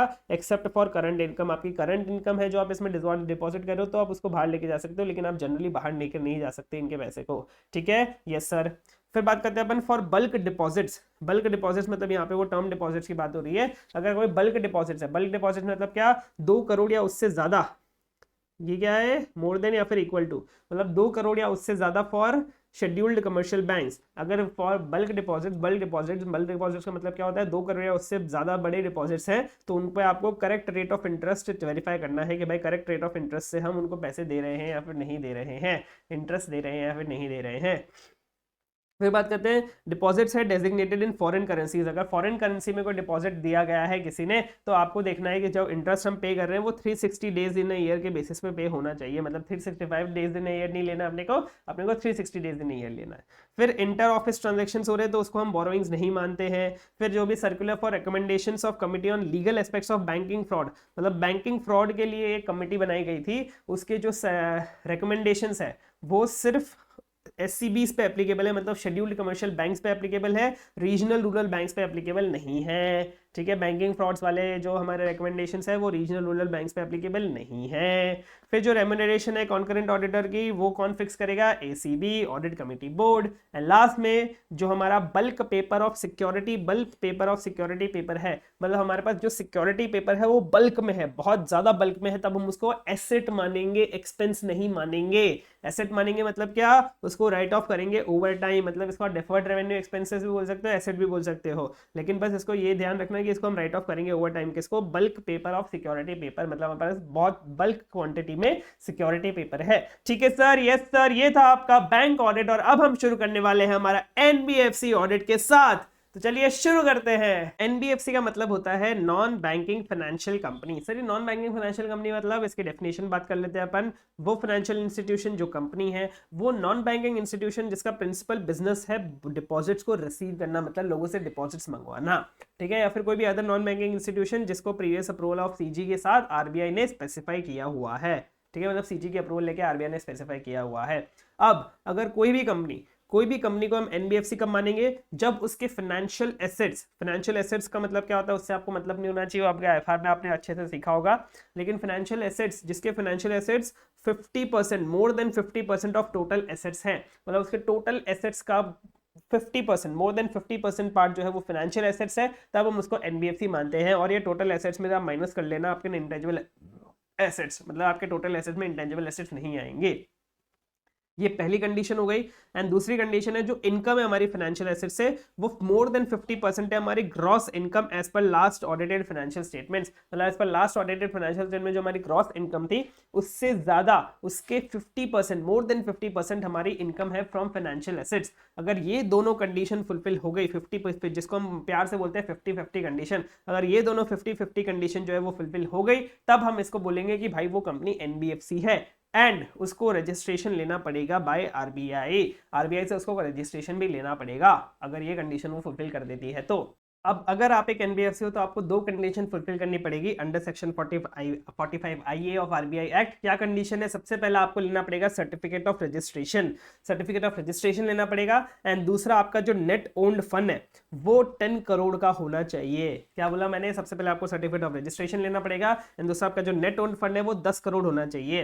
लेकिन इसमें जो लिमिट है 10 करोड़ की वो हो जाती है 2 करोड़ की। 2 करोड़ कौन सी एनबीएफसी के लिए? कुछ पर्टिकुलर एनबीएफसी के लिए 2 करोड़ की लिमिट है। एक है P2P peer to peer landing जिसमें आप एक दूसरे को पैसे देते हो। दूसरा account aggregator AA which is account aggregator. And वो एनबीएफसीज जिनका कोई पब्लिक फंड जिनसे जो कोई पब्लिक फंड नहीं लेती है या फिर जिनका कोई कस्टमर इंटरफेस नहीं है, मतलब जो कस्टमर से बातें नहीं करती है।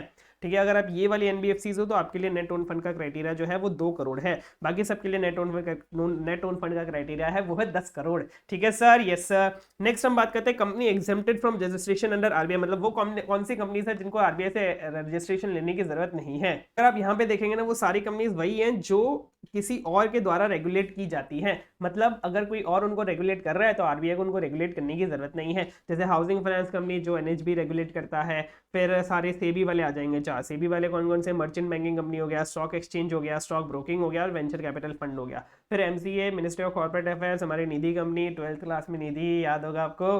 फिर एडा हमारा इंश्योरेंस कंपनी। फिर चिट फंड एक्ट में चिट कंपनी। फिर एमएमएस का मतलब क्या होता है? Micro finance company, mutual benefit company, securitisation and reconstruction company.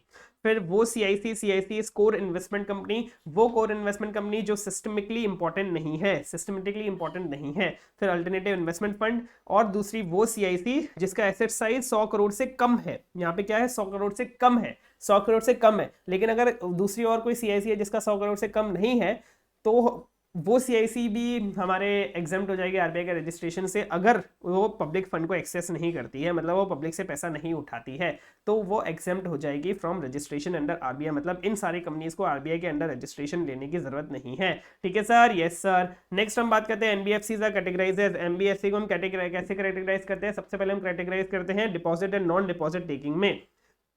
मतलब वो एनबीएफसी जो डिपॉजिट लेती है लोगों से, वो एनबीएफसी जो डिपॉजिट नहीं लेती है लोगों से। और जो नहीं लेती है डिपॉजिट लोगों से उसको भी हम दो पार्ट में डिवाइड करते हैं। एक होता है सिस्टमिकली इंपॉर्टेंट एनबीएफसी, दूसरा है नॉन सिस्टमेटिकली इंपॉर्टेंट एनबीएफसी। अब ये मैं इतने बड़े नाम बार बार नहीं लूंगा, इसमें मैं शॉर्ट फॉर्म्स यूज करूंगा। शॉर्ट फॉर्म्स क्या होगा? वो एनबीएफसी जो नॉन डिपॉजिट टेकिंग एनबीएफसी है जो सिस्टमेटिकली इंपॉर्टेंट है उसको हम बोलेंगे NBFC NDSI, NBFC non deposit taking systemically important.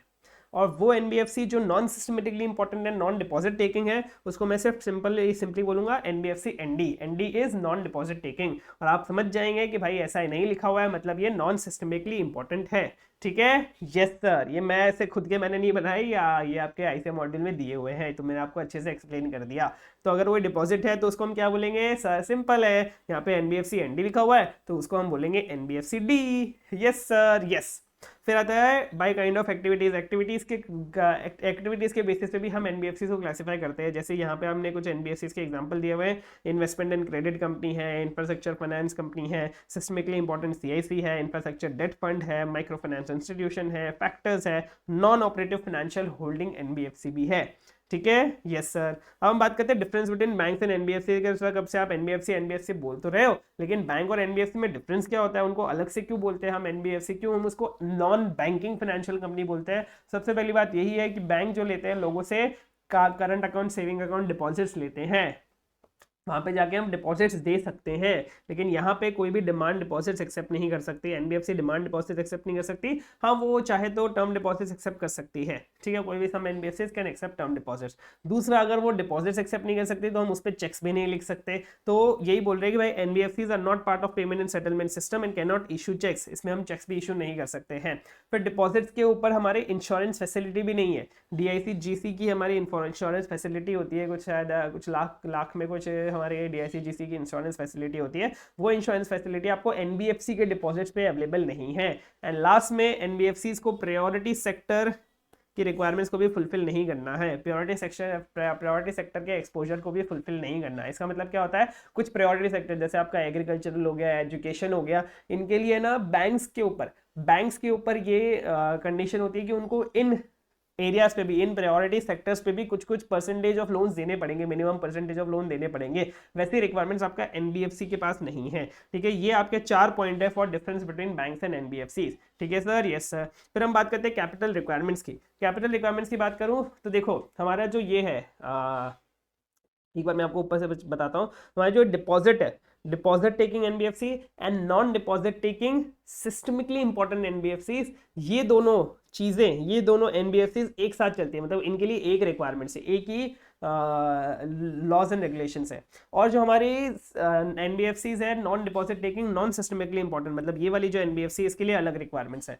मतलब हमारी जो डिपॉजिट टेकिंग है और जो systemically important non deposit taking है इसके लिए एक रिक्वायरमेंट्स है, एंड जो हमारी नॉन डिपॉजिट टेकिंग है और नॉन सिस्टमिकली इंपॉर्टेंट है इसके लिए अलग रिक्वायरमेंट्स। ये दोनों पैरेलल चलते हैं आपस में। ठीक है, यस सर। सबसे पहले हम बात करते हैं, अभी हम बात कर रहे थे कैपिटल रिक्वायरमेंट्स के बारे में, तो इसमें ये दोनों एनबीएफसी की बात कर रहे हैं हम लोग, डिपॉजिट टेकिंग और non deposit taking systemically important. उनके लिए मिनिमम कैपिटल रेशियो है आपका 15%। बैंक में कितना होता था ये 9%, यहाँ पे कितना है 15%। ठीक है, वहां पे भी होता था टियर 1 टियर 2, यहाँ पे भी टियर 1 टियर 2 है। तो टियर 1 कैपिटल के लिए अलग से रिक्वायरमेंट दे रखी है कि अगर आपका टियर 1 कैपिटल कितना होना चाहिए एनबीएफसी का, shall not be less than 10%, मतलब आपका 10% होना चाहिए मिनिमम टियर 1 कैपिटल।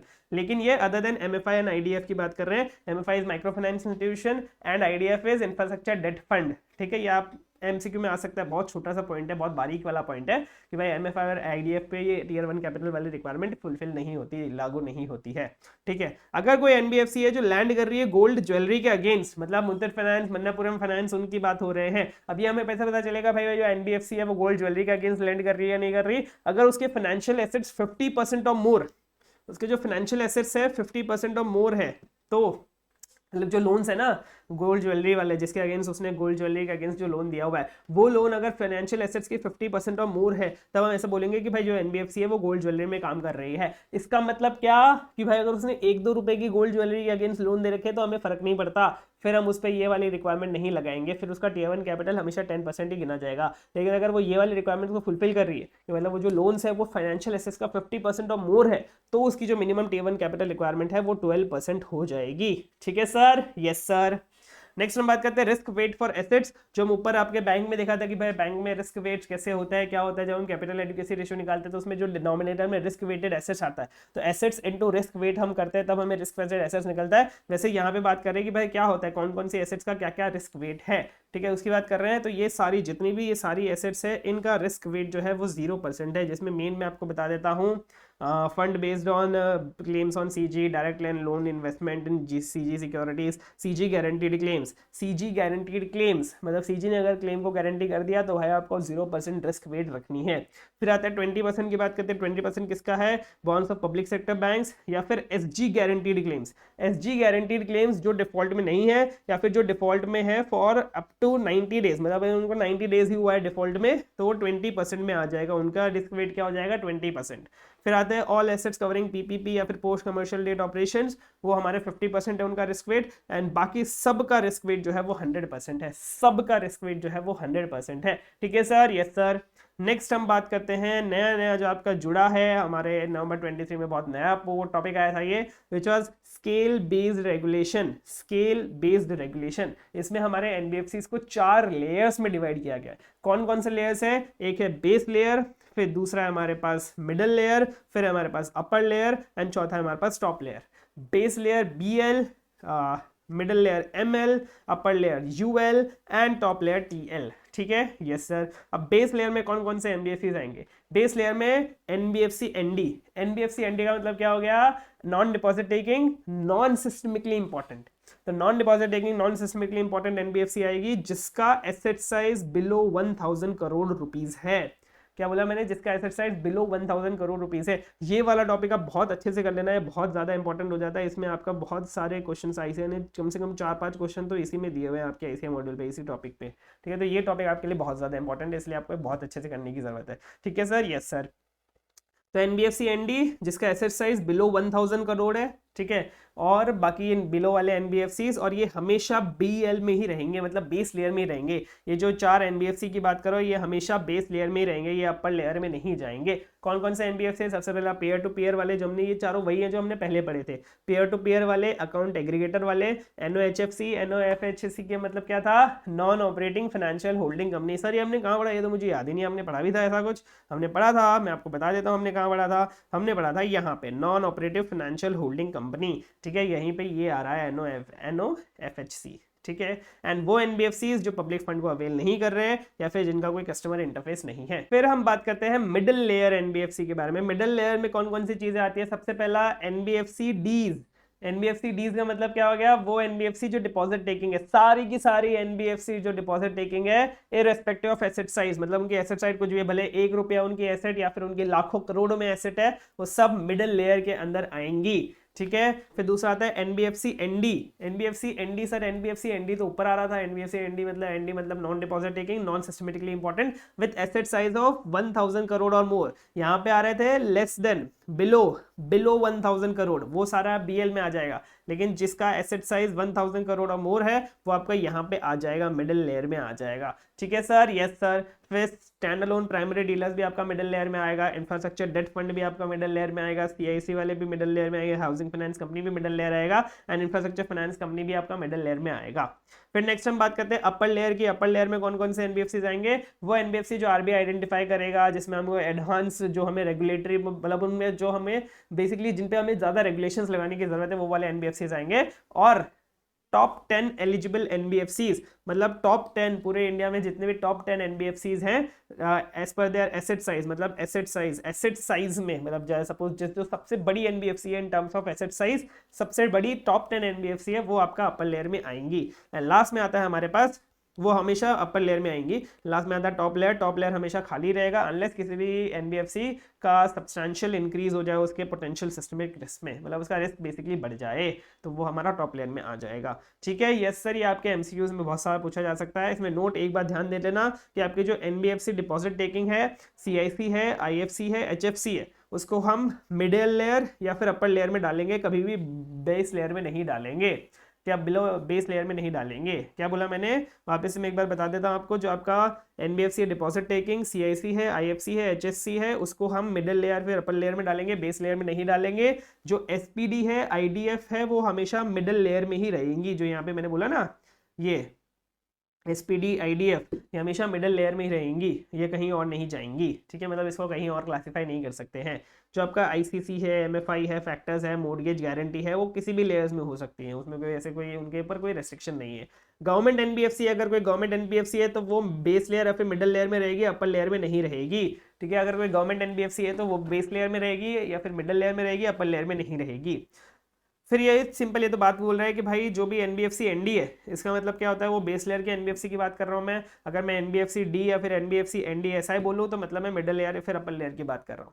अगर कोई भी एग्जिस्टिंग एनबीएफसी एनडी एसआई है, एनबीएफसी एनडी एसआई मतलब क्या? Non deposit taking systemically important NBFC. अगर कोई भी एनबीएफसी एनडी एसआई है जिसका asset between 500 crore to 1000 crore है, तो वो एनबीएफसी बीएल मानेंगे हम उसको हम बेस लेयर में कंसिडर करेंगे, उसको हम बेस लेयर मानेंगे, except those mandatorily in middle layer, मतलब एक्सेप्ट जिसको हमें मैंडेटरली मिडिल लेयर में रखना है, उसके अलावा बाकी सारी एनबीएफसीज को हम बेस लेयर में मानेंगे, ठीक है। ये वाली एनबीएफसीज की बात कर रहे हैं। नेक्स्ट हम बात करते हैं इनकम रिकॉग्निशन की। इनकम रिकॉग्निशन में ये बोल रहा है कि भाई अगर एनपीए की बात कर ले, अगर एनपीए हो गई है तो आपको इनकम तभी रिकॉग्नाइज करनी है जब वो एक्चुअली रियलाइज हो जाए, मतलब आपको अक्रूवल बेसिस पर रिकॉग्नाइज नहीं करनी, जिस दिन आपको पैसे मिल जाए उस दिन ही उसको रियलाइज करना है, अकाउंट करना बेसिकली। अगर जो भी, और आपने सपोज आज आपकी एनपीए बन गया, वो आपका जो एसेट था वो एनपीए बन गया, और उसमें ना बहुत सारी इनकम अभी तक आपको रियलाइज ही नहीं हुई है, तो पिछले जो भी इनकम आपने अक्रू कर ली, जो भी आपने अकाउंट कर ली, वो इनकम आपको रिवर्स करनी पड़ेगी, ठीक है, रिवर्स करनी पड़ेगी, क्योंकि वो पैसा आपको मिला नहीं है और वो एसेट आपका एनपीए बन चुका है, ठीक है। Yes sir. अब हम बात करते हैं एसेट क्लासिफिकेशन के बारे में कि कब हम एक एसेट को स्टैंडर्ड एसेट बोलेंगे, सब स्टैंडर्ड एसेट बोलेंगे, डाउटफुल एसेट बोलेंगे, लॉस एसेट बोलेंगे, एनपीए बोलेंगे। तो वो हम यहाँ पे बात करने वाले हैं। ये सारे एनबीएफसी पे अप्लाई होता है एसेट क्लासिफिकेशन एक्सेप्ट एमएफआई, ठीक है, माइक्रो फाइनेंस इंस्टीट्यूशन पे अप्लाई नहीं होता, बाकी सारे एनबीएफसी पे अप्लाई होता है एसेट क्लासिफिकेशन। तो स्टैंडर्ड एसेट की बात करूँ, स्टैंडर्ड एसेट मतलब वो एसेट जिसमें कोई भी डिफॉल्ट नहीं हुआ है रीपेमेंट में, सिंपल एज दैट, उसको हम बोलते हैं स्टैंडर्ड एसेट। अब मैं बात करता हूँ इसमें, मैंने जैसे आपको पहले भी बताया हुआ है कि भाई हमारा जो एनबीएफसी एनडी है, मतलब non systemically important non deposit taking है, वो अलग चलेगा, और जो हमारा डिपॉजिट टेकिंग है non deposit taking systemically important है, वो अलग चलेगा। ये दोनों साथ में चलेंगे और ये अलग चलेगा, ठीक है, ये दोनों पैरेलल चलेंगे, ठीक है। चलो शुरू करते हैं। सबसे पहले हम बात करते हैं एनपीए। एनपीए कब बोलेंगे? जब वो डेट ड्यू हो जाए, ओवर ड्यू हो जाए फॉर, अब अगर एनबीएफसी एनडी है तो 6 मंथ्स और मोर, और यहाँ पे 3 मंथ्स और मोर। ये आपको ऐसे याद करना पड़ेगा टेबल वाइज।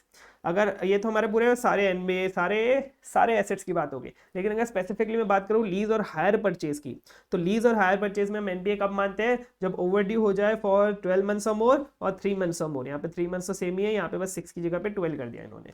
फिर सब स्टैंडर्ड एसेट की बात करूँ, सब स्टैंडर्ड एसेट कब तक मानेंगे?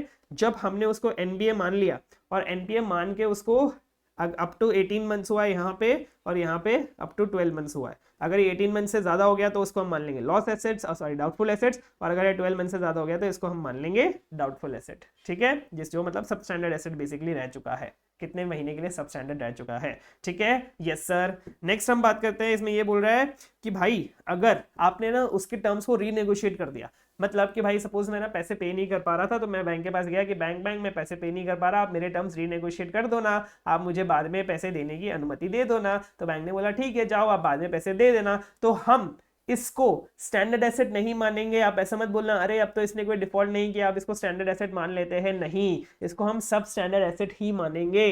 तो यहाँ पे यही बोल रहा है sub standard asset includes assets where terms are renegotiated. कब तक इसको सब स्टैंडर्ड एसेट मानेंगे? Until expiry of 1 year of satisfactory performance, मतलब जब तक वो 1 साल तक सेटिस्फैक्टरी परफॉर्मेंस नहीं दे देता तब तक हम उसको सब स्टैंडर्ड एसेट ही मानेंगे। और 1 साल हो गए और वो सेटिस्फैक्टरी परफॉर्म कर रहा है तो उसके बाद हम उसको स्टैंडर्ड एसेट मानेंगे, ठीक है सर। Yes sir. इसमें भी यही सेम बात आ रही है, NPA classification is borrower wise not facility wise except for lease and hire purchase. ये एमसीक्यू पॉइंट है। लीज एंड हायर परचेज में हम अकाउंट वाइज देखते हैं कि भाई एक अकाउंट अगर एनपीए हुआ है तो हम उसी को मानेंगे, बाकी सारे अकाउंट्स को एनपीए नहीं मानेंगे, ठीक है सर। Yes sir. हम बात करते हैं लॉस एसेट की। लॉस एसेट का मतलब क्या होता है? लॉस एसेट का मतलब क्या है कि जो भाई आरबीआई ने बोल दिया, एनबीएफसी ने बोल दिया, ऑडिटर ने बोल दिया कि भाई वो लॉस एसेट है, तो भाई लॉस एसेट है।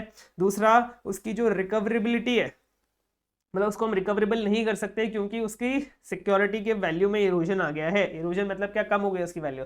सपोज आपने ना मुझसे 1 करोड़ का लोन लिया था, उसके बदले में आपने मुझे शेयर्स प्लेज कर दिए थे किसी भी एंटिटी के जिसकी 2 करोड़ की वैल्यू थी, और आज जाके देखेंगे तो वो कंपनी ही बंद हो गई है, उसकी शेयर्स की वैल्यू 0 हो चुकी है, तो उसकी सिक्योरिटी की वैल्यू इरोड हो गई है, इरोजन इन वैल्यू है, तो उसको भी हम लॉस एसेट मानेंगे, ठीक है सर। Yes sir. नेक्स्ट हम बात करते हैं प्रोविजनिंग रिक्वायरमेंट्स के बारे में कि हमें कैसे प्रोविजन बनाना है, कि भाई एनपीएस पे हमें कैसे प्रोविजन बनाना पड़ता है। ये लगता है सारे एनबीएफसीज पे एक्सेप्ट एमएफआई। तो प्रोविजनिंग में सबसे पहले हम बात करेंगे लॉस एसेट्स। अगर वो लॉस एसेट्स है तो भाई 100% प्रोविजन बना लो क्योंकि वो हमें मिलने ही नहीं वाला है। डाउटफुल एसेट की बात करते हैं। अब इसमें 2 चीजें होती है, एक होता है रिलायजेबल वैल्यू ऑफ सिक्योरिटी के साथ कवर किया गया है और एक नहीं कवर किया गया। जैसे मैं आपको एग्जांपल देता हूं कि भाई आपने मुझे 10 लाख रुपए का, मैंने आपको 10 लाख रुपए का लोन दिया, आपने मुझे 10 लाख रुपए की सिक्योरिटी दी, लेकिन अब सिक्योरिटी की वैल्यू जो है 5 लाख हो चुकी है और मेरे को इस एसेट को क्लासिफाई करना है एज अ डाउटफुल एसेट। तो जो 5 लाख की सिक्योरिटी है, अब जो 5 लाख वाला अनकवर्ड पोर्शन है, मतलब मैंने आपको 10 लाख रुपए दिए तो 5 लाख वाला तो सिक्योरिटी से कवर हो जाएगा, लेकिन जो 5 लाख वाला सिक्योरिटी से कवर नहीं होगा उसके अगेंस्ट में मुझे 100% बनाना पड़ेगा प्रोविजन, ठीक है, मतलब मेरे को 5 लाख का प्रोविजन बनाना पड़ेगा। और जो ये सिक्योर्ड पोर्शन है 5 लाख वाला, जो सिक्योरिटी के साथ कवर है 5 लाख में, वो मुझे उसके ईयर के बेसिस पे बनाना पड़ेगा, उसके पीरियड के बेसिस पे बनाना पड़ेगा। कैसे पीरियड के बेसिस पे बनाना पड़ेगा? सिक्योर्ड पोर्शन के लिए अगर वो डाउटफुल एसेट है अप टू 1 ईयर, तब मुझे उसका 20% बनाना पड़ेगा, मतलब 5 लाख का 20% 1 लाख बनाना पड़ेगा। अगर 1 ईयर से लेकर 3 ईयर्स तक है तो मुझे 30% बनाना पड़ेगा, मतलब 5 लाख का मुझे 1.5 लाख बनाना पड़ेगा, 1.5 लाख। अगर मोर देन 3 ईयर्स के लिए वो डाउटफुल एसेट है तो मुझे 50% पे बनाना पड़ेगा, मतलब 2.5 लाख का एक्स्ट्रा बनाना पड़ेगा। 5 लाख का तो बनाना ही है जो हमारा अनकवर्ड पोर्शन है, और सिक्योर्ड पोर्शन पे ये इस हिसाब से 20, 30, 50, 1, 3 मोर देन 3, ठीक है। Yes sir. फिर बात करते हैं सबस्टैंडर्ड एसेट में, मेरे को डायरेक्टली फ्लैट रेट लगाना है 10% का, 10% का मुझे प्रोविजन बनाना है सबस्टैंडर्ड एसेट पे। स्टैंडर्ड एसेट की बात करूं तो अगर वो एनबीएफसी डी है या फिर एनडीएसआई है तो मुझे 0.4% का प्रोविजन बनाना है, और एनबीएफसी एनडी है तो मुझे 0.25% का प्रोविजन बनाना है। अब एक बात ध्यान रखना कि भाई ये जो जितने भी हमने अभी तक प्रोविजन बनाया लॉस एसेट, डाउटफुल एसेट्स और सबस्टैंडर्ड एसेट्स पे, ये हम डायरेक्टली नेट ऑफ करते हैं, मतलब माइनस करके दिखाते हैं एडवांसेस में से, एडवांसेस माइनस प्रोविजन, फिर एडवांसेस वाला अमाउंट हम बैलेंस शीट में दिखाते हैं। लेकिन ये जो सबस्टैंडर्ड एसेट है इसको हम माइनस नहीं करेंगे एसेट्स में से, इसको हम सेपरेटली शो करेंगे as a contingent provisions against standard assets in balance sheet. Balance sheet में हम इसको सेपरेटली शो करेंगे। ठीक है सर? Yes sir. नेक्स्ट हम बात करते हैं NBFC acceptance of public deposit RB directions 2016। ये आपको क्वेश्चन आ सकता है कि भाई बताओ कंपनी ने जो मोबिलाइजेशन किया है पब्लिक डिपॉजिट्स का, मतलब पब्लिक डिपॉजिट्स जो लिए हैं वो कंपनी ने सही मायने में सारे प्रोविजंस को कंप्लाई करते हुए लिए या फिर नहीं लिए, या फिर बेसिकली जब कंपनी ने पब्लिक डिपॉजिट लिए तो आप किन किन चीजों का ध्यान रखोगे, तो आपको बताना है। मैं ये वाले डायरेक्शंस के हिसाब से चेक करूंगा। कौन से डायरेक्शंस है? NBFC acceptance of public deposits, RB का मतलब क्या होता है? Reserve Bank directions 2016। इसमें हम क्या देखेंगे भाई? सबसे पहली चीज ऐसा आप ध्यान में रख लो कि जो भी डिपॉजिट होते हैं ना वो आपको अपनी क्रेडिट रेटिंग के हिसाब से लेने पड़ते हैं, कि अगर आपकी क्रेडिट रेटिंग बहुत अच्छी है तब आप बहुत ज्यादा डिपॉजिट ले सकते हो, अगर कम अच्छी है तो आप कम डिपॉजिट ले सकते हो। तो हम ये देखना है कि ceiling on quantum of deposits, मतलब जो डिपॉजिट्स लिए हैं कंपनी ने, जो क्वांटिटी के डिपॉजिट्स लिए हैं वो एज पर क्रेडिट रेटिंग लिए हैं बाय अप्रूव्ड रेटिंग एजेंसी। अगर क्रेडिट रेटिंग जो आपने ली थी वो डाउनग्रेड हो गई below minimum specified investment grade, मतलब कि भाई अब आप क्रेडिट रेटिंग, मतलब आपकी क्रेडिट रेटिंग इतनी नीचे गिर गई, इतनी डाउनग्रेड हो गई कि आप पब्लिक डिपॉजिट्स ले नहीं सकते, फिर भी आपने जो पहले जो लिए थे पब्लिक डिपॉजिट्स उनके बारे में आपको क्या करना है भाई? आपको रेगुलराइज करना है एक्सेस डिपॉजिट को। कैसे रेगुलराइज करना है? विद इमीडिएट इफेक्ट आपको फ्रेश डिपॉजिट्स एक्सेप्ट नहीं करने हैं, ना ही आपको डिपॉजिट्स रिन्यू करने हैं। इमीडिएट इफेक्ट के साथ आपको ना तो फ्रेश डिपॉजिट्स एक्सेप्ट करने हैं ना रिन्यू करने हैं एग्जिस्टिंग डिपॉजिट्स को। जो भी एग्जिस्टिंग डिपॉजिट्स है वो मैच्योरिटी तक रन करने दो, मैच्योरिटी आ जाए वैसे ही आप लोगों को पे कर देना। ठीक है? आपको पोजीशन रिपोर्ट करनी है with in 15 working days. With in 15 working days आपको अपनी पोजीशन रिपोर्ट करनी है। किसको रिपोर्ट करनी है? To regional office of RBI. ठीक है? रीजनल ऑफिस ऑफ आरबीआई को अपनी रिपोर्ट पर परमिशन कर देना। एंड अगर कोई डिपॉजिट मैच्योर हो रहा है तो उसको आपको रिन्यू नहीं करना है without express and voluntary consent of depositor. जब तक डिपॉजिटर ने कंसेंट नहीं दे दिया तब तक आपको उसको रिन्यू नहीं करना है कोई भी मैच्योर डिपॉजिट को। ठीक है? ये सबसे पहले हम बात करते हैं, देखेंगे कि भाई उन्होंने क्रेडिट रेटिंग के हिसाब से डिपॉजिट्स ली है या फिर नहीं ली है। दूसरा, जो भी डिपॉजिट्स ली है तो उसमें आपका रिटर्न एप्लीकेशन देखेंगे हम डिपॉजिटर से। अगर आपने बोल रहे हो कि आप डिपॉजिट नहीं लेते हो तो हम बोर्ड रिजोल्यूशन चेक करेंगे कि आपने इसके लिए बोर्ड रिजोल्यूशन पास किया हुआ है फिर नहीं किया हुआ है, या फिर आपने अगर डिपॉजिट ली है तो हम देखेंगे डिपॉजिट रजिस्टर को, आपने इंटरेस्ट अच्छे से चेक किया है, पे किया है फिर नहीं किया है, एंड क्या आपने रिटर्न्स अच्छे से टाइमली फाइल किए हैं या फिर नहीं किए हैं। ये सारे आपके स्टेप्स थे चेक करने के लिए कि भाई जो एनबीएफसी है उसने मोबिलाइजेशन ऑफ पब्लिक डिपॉजिट्स, मतलब पब्लिक डिपॉजिट्स अच्छे से लिए हैं या फिर नहीं लिए हैं, सारे टर्म्स एंड कंडीशन को फुलफिल करते हुए लिए हैं या फिर नहीं लिए हैं। ठीक है सर? Yes sir. नेक्स्ट हम बात करते हैं एनबीएफसी प्रूडेंशियल नॉर्म्स के बारे में। प्रूडेंशियल नॉर्म्स क्या होते हैं भाई? एनबीएफसी में क्या क्या प्रूडेंशियल नॉर्म्स होते हैं? सबसे पहला, जो भी डिमांड एंड कॉल लोन्स है आपके, मतलब जिसको आप डिमांड पे ना रिपे कर सकते हो, वो वाले लोन्स के लिए हम बोर्ड की पॉलिसी देखेंगे कि बोर्ड ने कोई पॉलिसी बनाई हुई है या फिर नहीं बनाई हुई है। आप देखेंगे कंप्लायंस विद आईआरएक्पी नॉर्म्स। आईआरएक्पी मतलब क्या होता है? Income recognition, asset classification and prudential norms. हम ये देखेंगे income recognition and asset classification prudential norm से आप कंप्लाई कर रहे हो या फिर नहीं कर रहे हो। आप prudential norms for classification of assets, मतलब एसेट्स को जब हम क्लासिफाई करते हैं ना हमारे सब स्टैंडर्ड, स्टैंडर्ड, डाउटफुल, लॉस, वो वाले नॉर्म से आप कंप्लाई कर रहे हो या फिर नहीं कर रहे हो। एनपीएस के लिए क्या अनरियलाइज्ड इनकम आप पीएनएल में लेके जाते हो या फिर नहीं लेके जाते हो? अक्रूवल बेसिस पे, वैसे तो नहीं लेके जानी चाहिए, वही हम चेक करेंगे कि आप नहीं लेके जा रहे हो ना। एंड अगर कोई एनपीए था प्रीवियस ईयर में तो क्या वो कंटिन्यू हो रहा है करंट ईयर में भी? मतलब एक एसेट को आपने एनपीए बोला था प्रीवियस ईयर में, तो इस ईयर में भी आपको उसको एनपीए बोलना है। अगर नहीं बोल रहे हो तो हमें चेक करना है कि भाई उसमें ऐसा क्या होगा कि आपने उसको एनपीए की कैटेगरी से हटा दिया। ठीक है? Yes sir. ये आपके एनपीए के एनबीएफसी के प्रूडेंशियल नॉर्म्स। फिर हम बात करते हैं classification of fraud bye NBFCs. NBFCs के अंदर हम फ्रॉड को कैसे क्लासिफाई करते हैं? सबसे पहले आता है मिस अप्रोप्रिएशन। याद आ गया कुछ मिस अप्रोप्रिएशन से? हाँ sir, miss appropriation of asset. तो यहाँ पे है miss appropriation and criminal breach of trust, मतलब आपका ट्रस्ट किसी ने तोड़ दिया। फिर आता है फ्रॉडुलेंट। सर याद आ गया फ्रॉडुलेंट फाइनेंशियल रिपोर्टिंग, वैसा ही कुछ है यहाँ पे fraudulent encashment through fraud instrument, मतलब किसी और का साइन लेके किसी और ने एनकैशमेंट कर लिया या फिर manipulation of books and accounts कर दिया। Unauthorised credit facilities for reward, fraud, मतलब आपने बैंक के ऑफिशियल को बोला कि ले मैं तुझे 10 लाख रुपए दूंगा तो मुझे 50 लाख की क्रेडिट फैसिलिटी अप्रूव कर दे तेरे बैंक से, तो वो हो गया हमारा unauthorise credit facilities for reward. Negligence हो गया, कैश शॉर्टेजेस हो गया, चीटिंग एंड फॉर्जरी हो गई, या फिर irregularity in foreign exchange transaction, foreign exchange transaction में कोई रेगुलरिटी कर दिया आपने, या फिर कोई भी अदर टाइप ऑफ फ्रॉड। ये है हमारे पूरे टाइप्स ऑफ फ्रॉड, आप बोल सकते हो classification of fraud bye NBFC. एक बात आप ध्यान रखना, डीएनएफ मतलब क्या, negligence in cash shortages and irregularities in foreign exchange transaction. Cash shortages and foreign exchange transactions को हम फ्रॉड तभी बोलेंगे अगर उनका इंटेंशन था चीट करने वाला, वो प्रूव हो गया या फिर सस्पेक्ट हो गया, मतलब हमें ऐसा लग रहा है कि भाई वो इंटेंशन उनका चीट करने वाला ही था, या फिर वो प्रूव हो गया कि भाई उनका इंटेंशन चीट करने वाला ही था, तभी हम उनको फ्रॉड बोलेंगे। अगर नहीं ऐसा प्रूव नहीं हो पाया है तो हम उनको फ्रॉड कब बोलेंगे, तब बोलेंगे जब कैश शॉर्टेजेस मोर देन 10,000 हो जाए। मतलब कि भाई हमारी बुक्स में सपोज 90,000 का कैश दिख रहा है लेकिन हमारा एक्चुअल कैश तो भाई 70,000 ही है, तो मोर देन 10,000 हो गया कैश शॉर्टेजेस, तब हम इसको फ्रॉड मान लेंगे। या फिर जब कैश शॉर्टेजेस हमारा मोर देन 5,000 है लेकिन वो मैनेजमेंट ने डिटेक्ट किया या फिर ऑडिटर ने, ऑफिसर ने डिटेक्ट किया लेकिन कैशियर ने हमें रिपोर्ट नहीं किया, इसका मतलब क्या, कैशियर के मन में खोट है, कैशियर को पता था कि भाई यहाँ पे हमारा कैश शॉर्टेज है, फिर भी कैशियर ने कैश शॉर्टेज रिपोर्ट नहीं किया, हमने ढूंढ के पता लगाया वो कैश शॉर्टेज मोर देन 5,000 था, अगर ऐसा कुछ है तो हम उसको फ्रॉड मानेंगे। ठीक है, यस सर।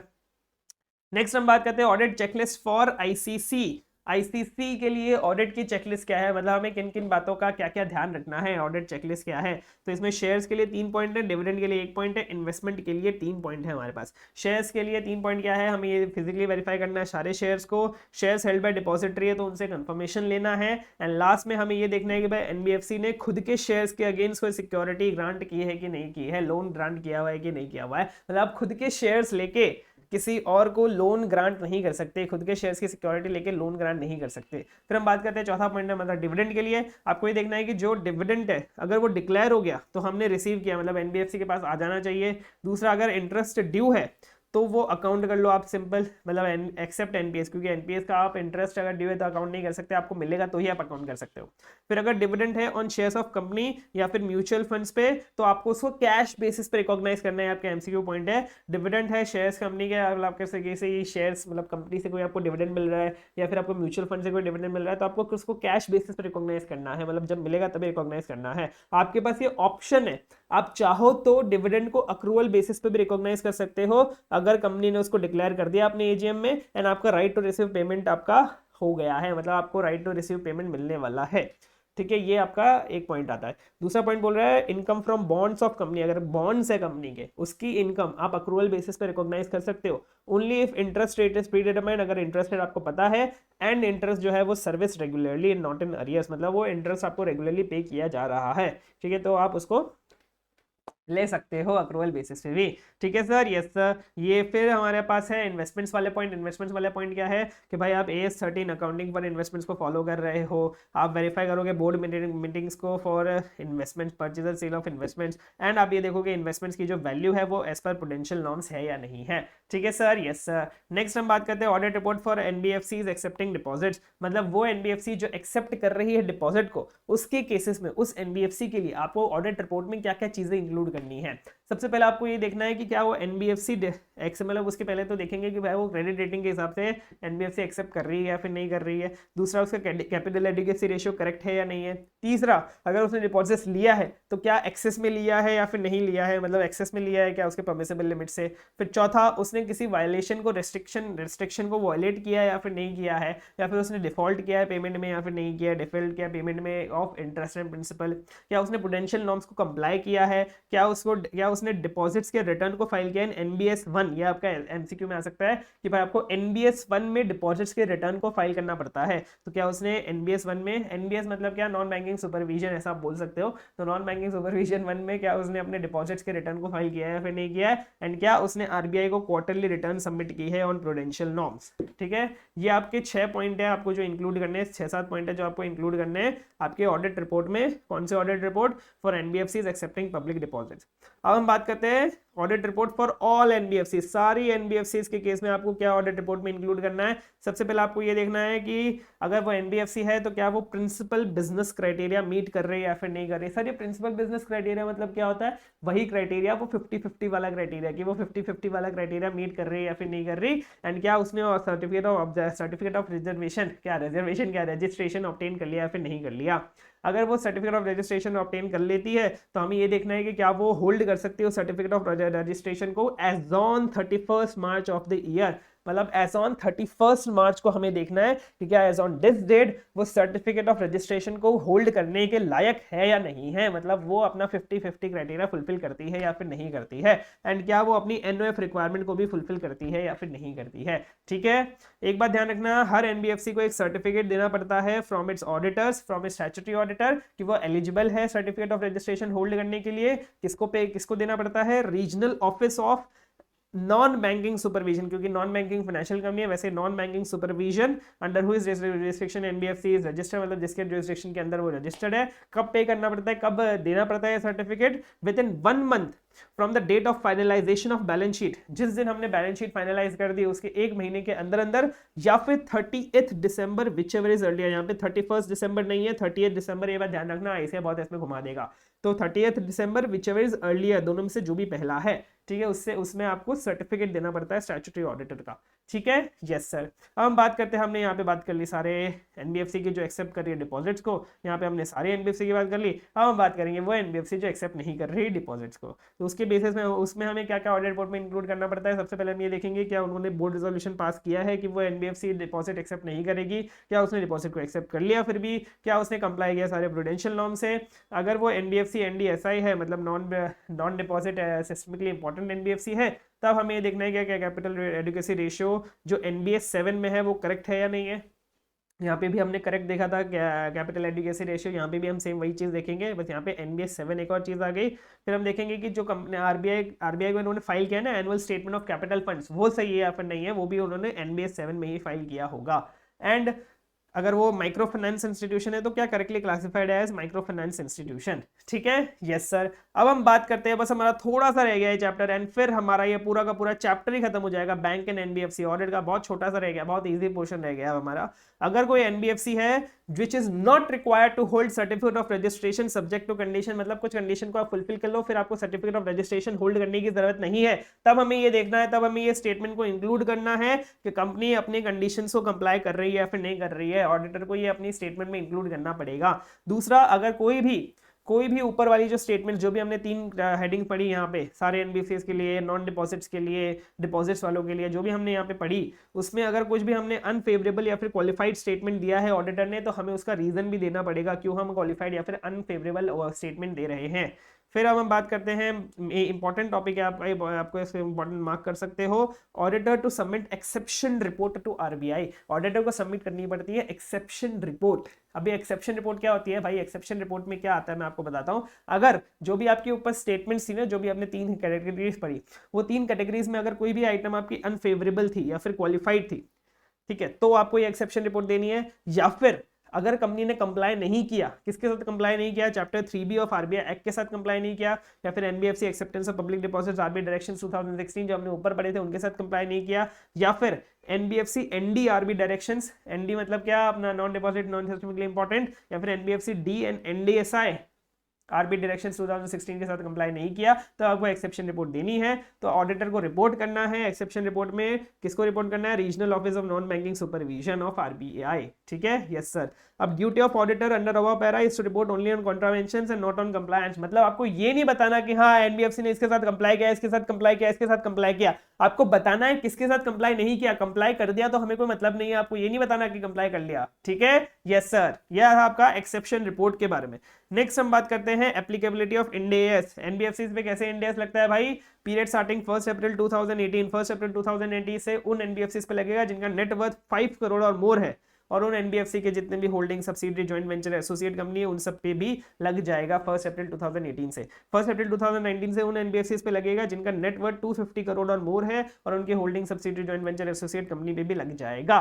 ठीक है, नेटवर्थ हम कब का देखेंगे? नेटवर्थ हम देखेंगे for standalone financial statement as on 31 March 2016 या फिर फर्स्ट ऑडिटेड फाइनेंशियल स्टेटमेंट्स या फिर इसके बाद अगर मतलब 31 मार्च 2016 को कोई एनबीएफसी थी नहीं, तो उसके बाद जो भी उसका पहला फाइनेंशियल स्टेटमेंट्स बनेगा तब का हम नेटवर्क कंसीडर करेंगे। ठीक है सर, यस सर। अब लास्ट पॉइंट हमारा आता है डिफरेंस बिटवीन डिवीजन 2 जो अदर देन एनबीएफसी के लिए होता है एंड डिवीजन 3 जो हमारा एनबीएफसी के लिए होता है ऑफ शेड्यूल 3। मतलब दोनों के बीच में क्या डिफरेंस है, मतलब अदर देन एनबीएफसी मतलब क्या, कंपनीज, अब मान लो डिवीजन 2 हम कंपनी में भी फॉलो करते हैं तो कंपनी के जो हम फाइनेंशियल स्टेटमेंट बनाते हैं, और जो हमारा डिवीजन 3 एनबीएफसी के लिए, इन दोनों में क्या डिफरेंस होता है। तो यहाँ पे मैंने एकदम छोटे में आपका लिख दिया डिफरेंस। एक बैलेंस शीट का हमारा डिफरेंस है, दो हमारे पीएनएल के डिफरेंस है, दो हमारे ट्रेड रिसीवेबल्स के डिफरेंस है, एक हमारा रिजर्व्स का डिफरेंस है। बैलेंस शीट को ही आप रिजर्व्स में भी मान सकते हो।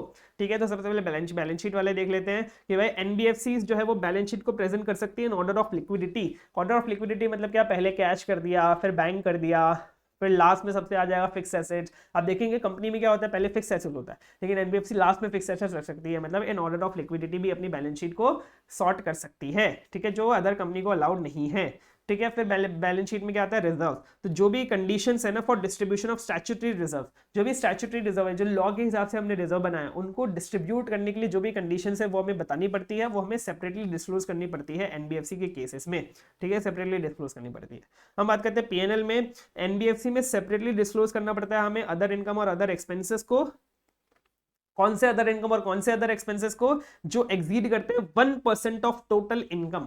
1% ऑफ टोटल इनकम को जो भी हमारे अदर इनकम और अदर एक्सपेंसेस एक्सीड करते हैं उसको हमें अलग से सेपरेटली डिस्क्लोज करना पड़ता है। जबकि अगर आपको याद होगा, आपने बचपन में पढ़ा होगा, तब आपको पता होगा कि भाई हम डिवीजन 2 क्या बोलता है, डिवीजन 2 ये बोलता है कि आपको उनको अलग से डिस्क्लोज करना है जो 1% of revenue from operation exceed कर रहे हैं, या फिर 10 lakhs whichever is higher, इन दोनों में से जो भी हायर है उनको एक्सीड कर रहे हैं, तब आपको अलग से डिस्क्लोज करना है। जबकि यहाँ पे सिर्फ 1% ऑफ टोटल इनकम वाली लिमिट है। ठीक है, पीएनएल की एक और बात कर लेते हैं कि भाई एनबीएफसी को डिस्क्लोज करना है items comprising revenue from operations. मतलब रेवेन्यू फ्रॉम ऑपरेशंस के अंदर जो भी आइटम्स है, ओसीआई के अंदर जो भी आइटम्स है, वो आपको फेस ऑफ पीएनएल पे दिखाना है। मतलब आपको नोट्स टू अकाउंट्स में नहीं दिखाना है, पीएनएल के फेस पे ही आपको वो सारे आइटम्स दिखाने हैं, रेवेन्यू फ्रॉम ऑपरेशंस वाले और ओसीआई वाले, एनबीएफसी के केसेस में ये बोल रहा है। ठीक है, फिर हम बात करते हैं ट्रेड रिसीवेबल्स की। ट्रेड रिसीवेबल्स की बात करें तो आपको सेपरेटली डिस्क्लोज करना है। रिसीवेबल्स के अंदर क्या डिस्क्लोज करना है separately, debts due from any LLP in which director is a partner और मेंबर। मतलब एनबीएफसी का डायरेक्टर अगर किसी एलएलपी में पार्टनर है या फिर मेंबर है और उस एलएलपी को हमने डेट दिए हुए हैं, मतलब वो हमारा रिसीवेबल है, तो आपको रिसीवेबल में अलग से शो करना पड़ेगा एनबीएफसी के केसेस में। ठीक है, दूसरा रिसीवेबल की क्या बात हो रही है, separately disclose receivable having significant increase in credit risk. अगर कोई क्रेडिट रिस्क इंक्रीज हो गया किसी भी रिसीवेबल में तो आपको उसको सेपरेटली डिस्क्लोज करना पड़ेगा। तो ये था आपका बैंक और एनबीएफसी ऑडिट। मुझे आई होप आपको ये बहुत अच्छे समझ में आ गया होगा। अगर पसंद आया हो तो प्लीज लाइक कर दीजिएगा। लाइक टारगेट हम रखते हैं पूरे 250 लाइक्स का। मुझे पूरी उम्मीद है आप ये लाइक टारगेट जरूर अचीव करा देंगे। कमेंट में लिख देना हम सीए बनेंगे, ताकि जो भी ये वीडियो देखे उसको मोटिवेशन आ जाए कि वो भी सीए बनेगा, और अपने दोस्तों के साथ भी शेयर कर दीजिएगा। अगर आपको मुझे कोई भी क्वेरी हो व्हाट्सएप से ऑडिट से रिलेटेड तो आप मुझे व्हाट्सएप कर सकते हैं। मेरा नंबर है 9023 में से 2 गया 5601। आई होप आपको बहुत मजा आया होगा। एंड आप मेरी बुक भी नीचे बाय कर सकते हैं, जिसकी लिंक आपको नीचे पिन कमेंट में मिल जाएगी। For only 399 for 150 pages of CA final audit, एकदम अच्छे से समराइज करके, कंबाइन करके। एंड बस दुआ में याद रखना इस बार ऑडिट में एग्जामिशन पार। Bye bye, thank you.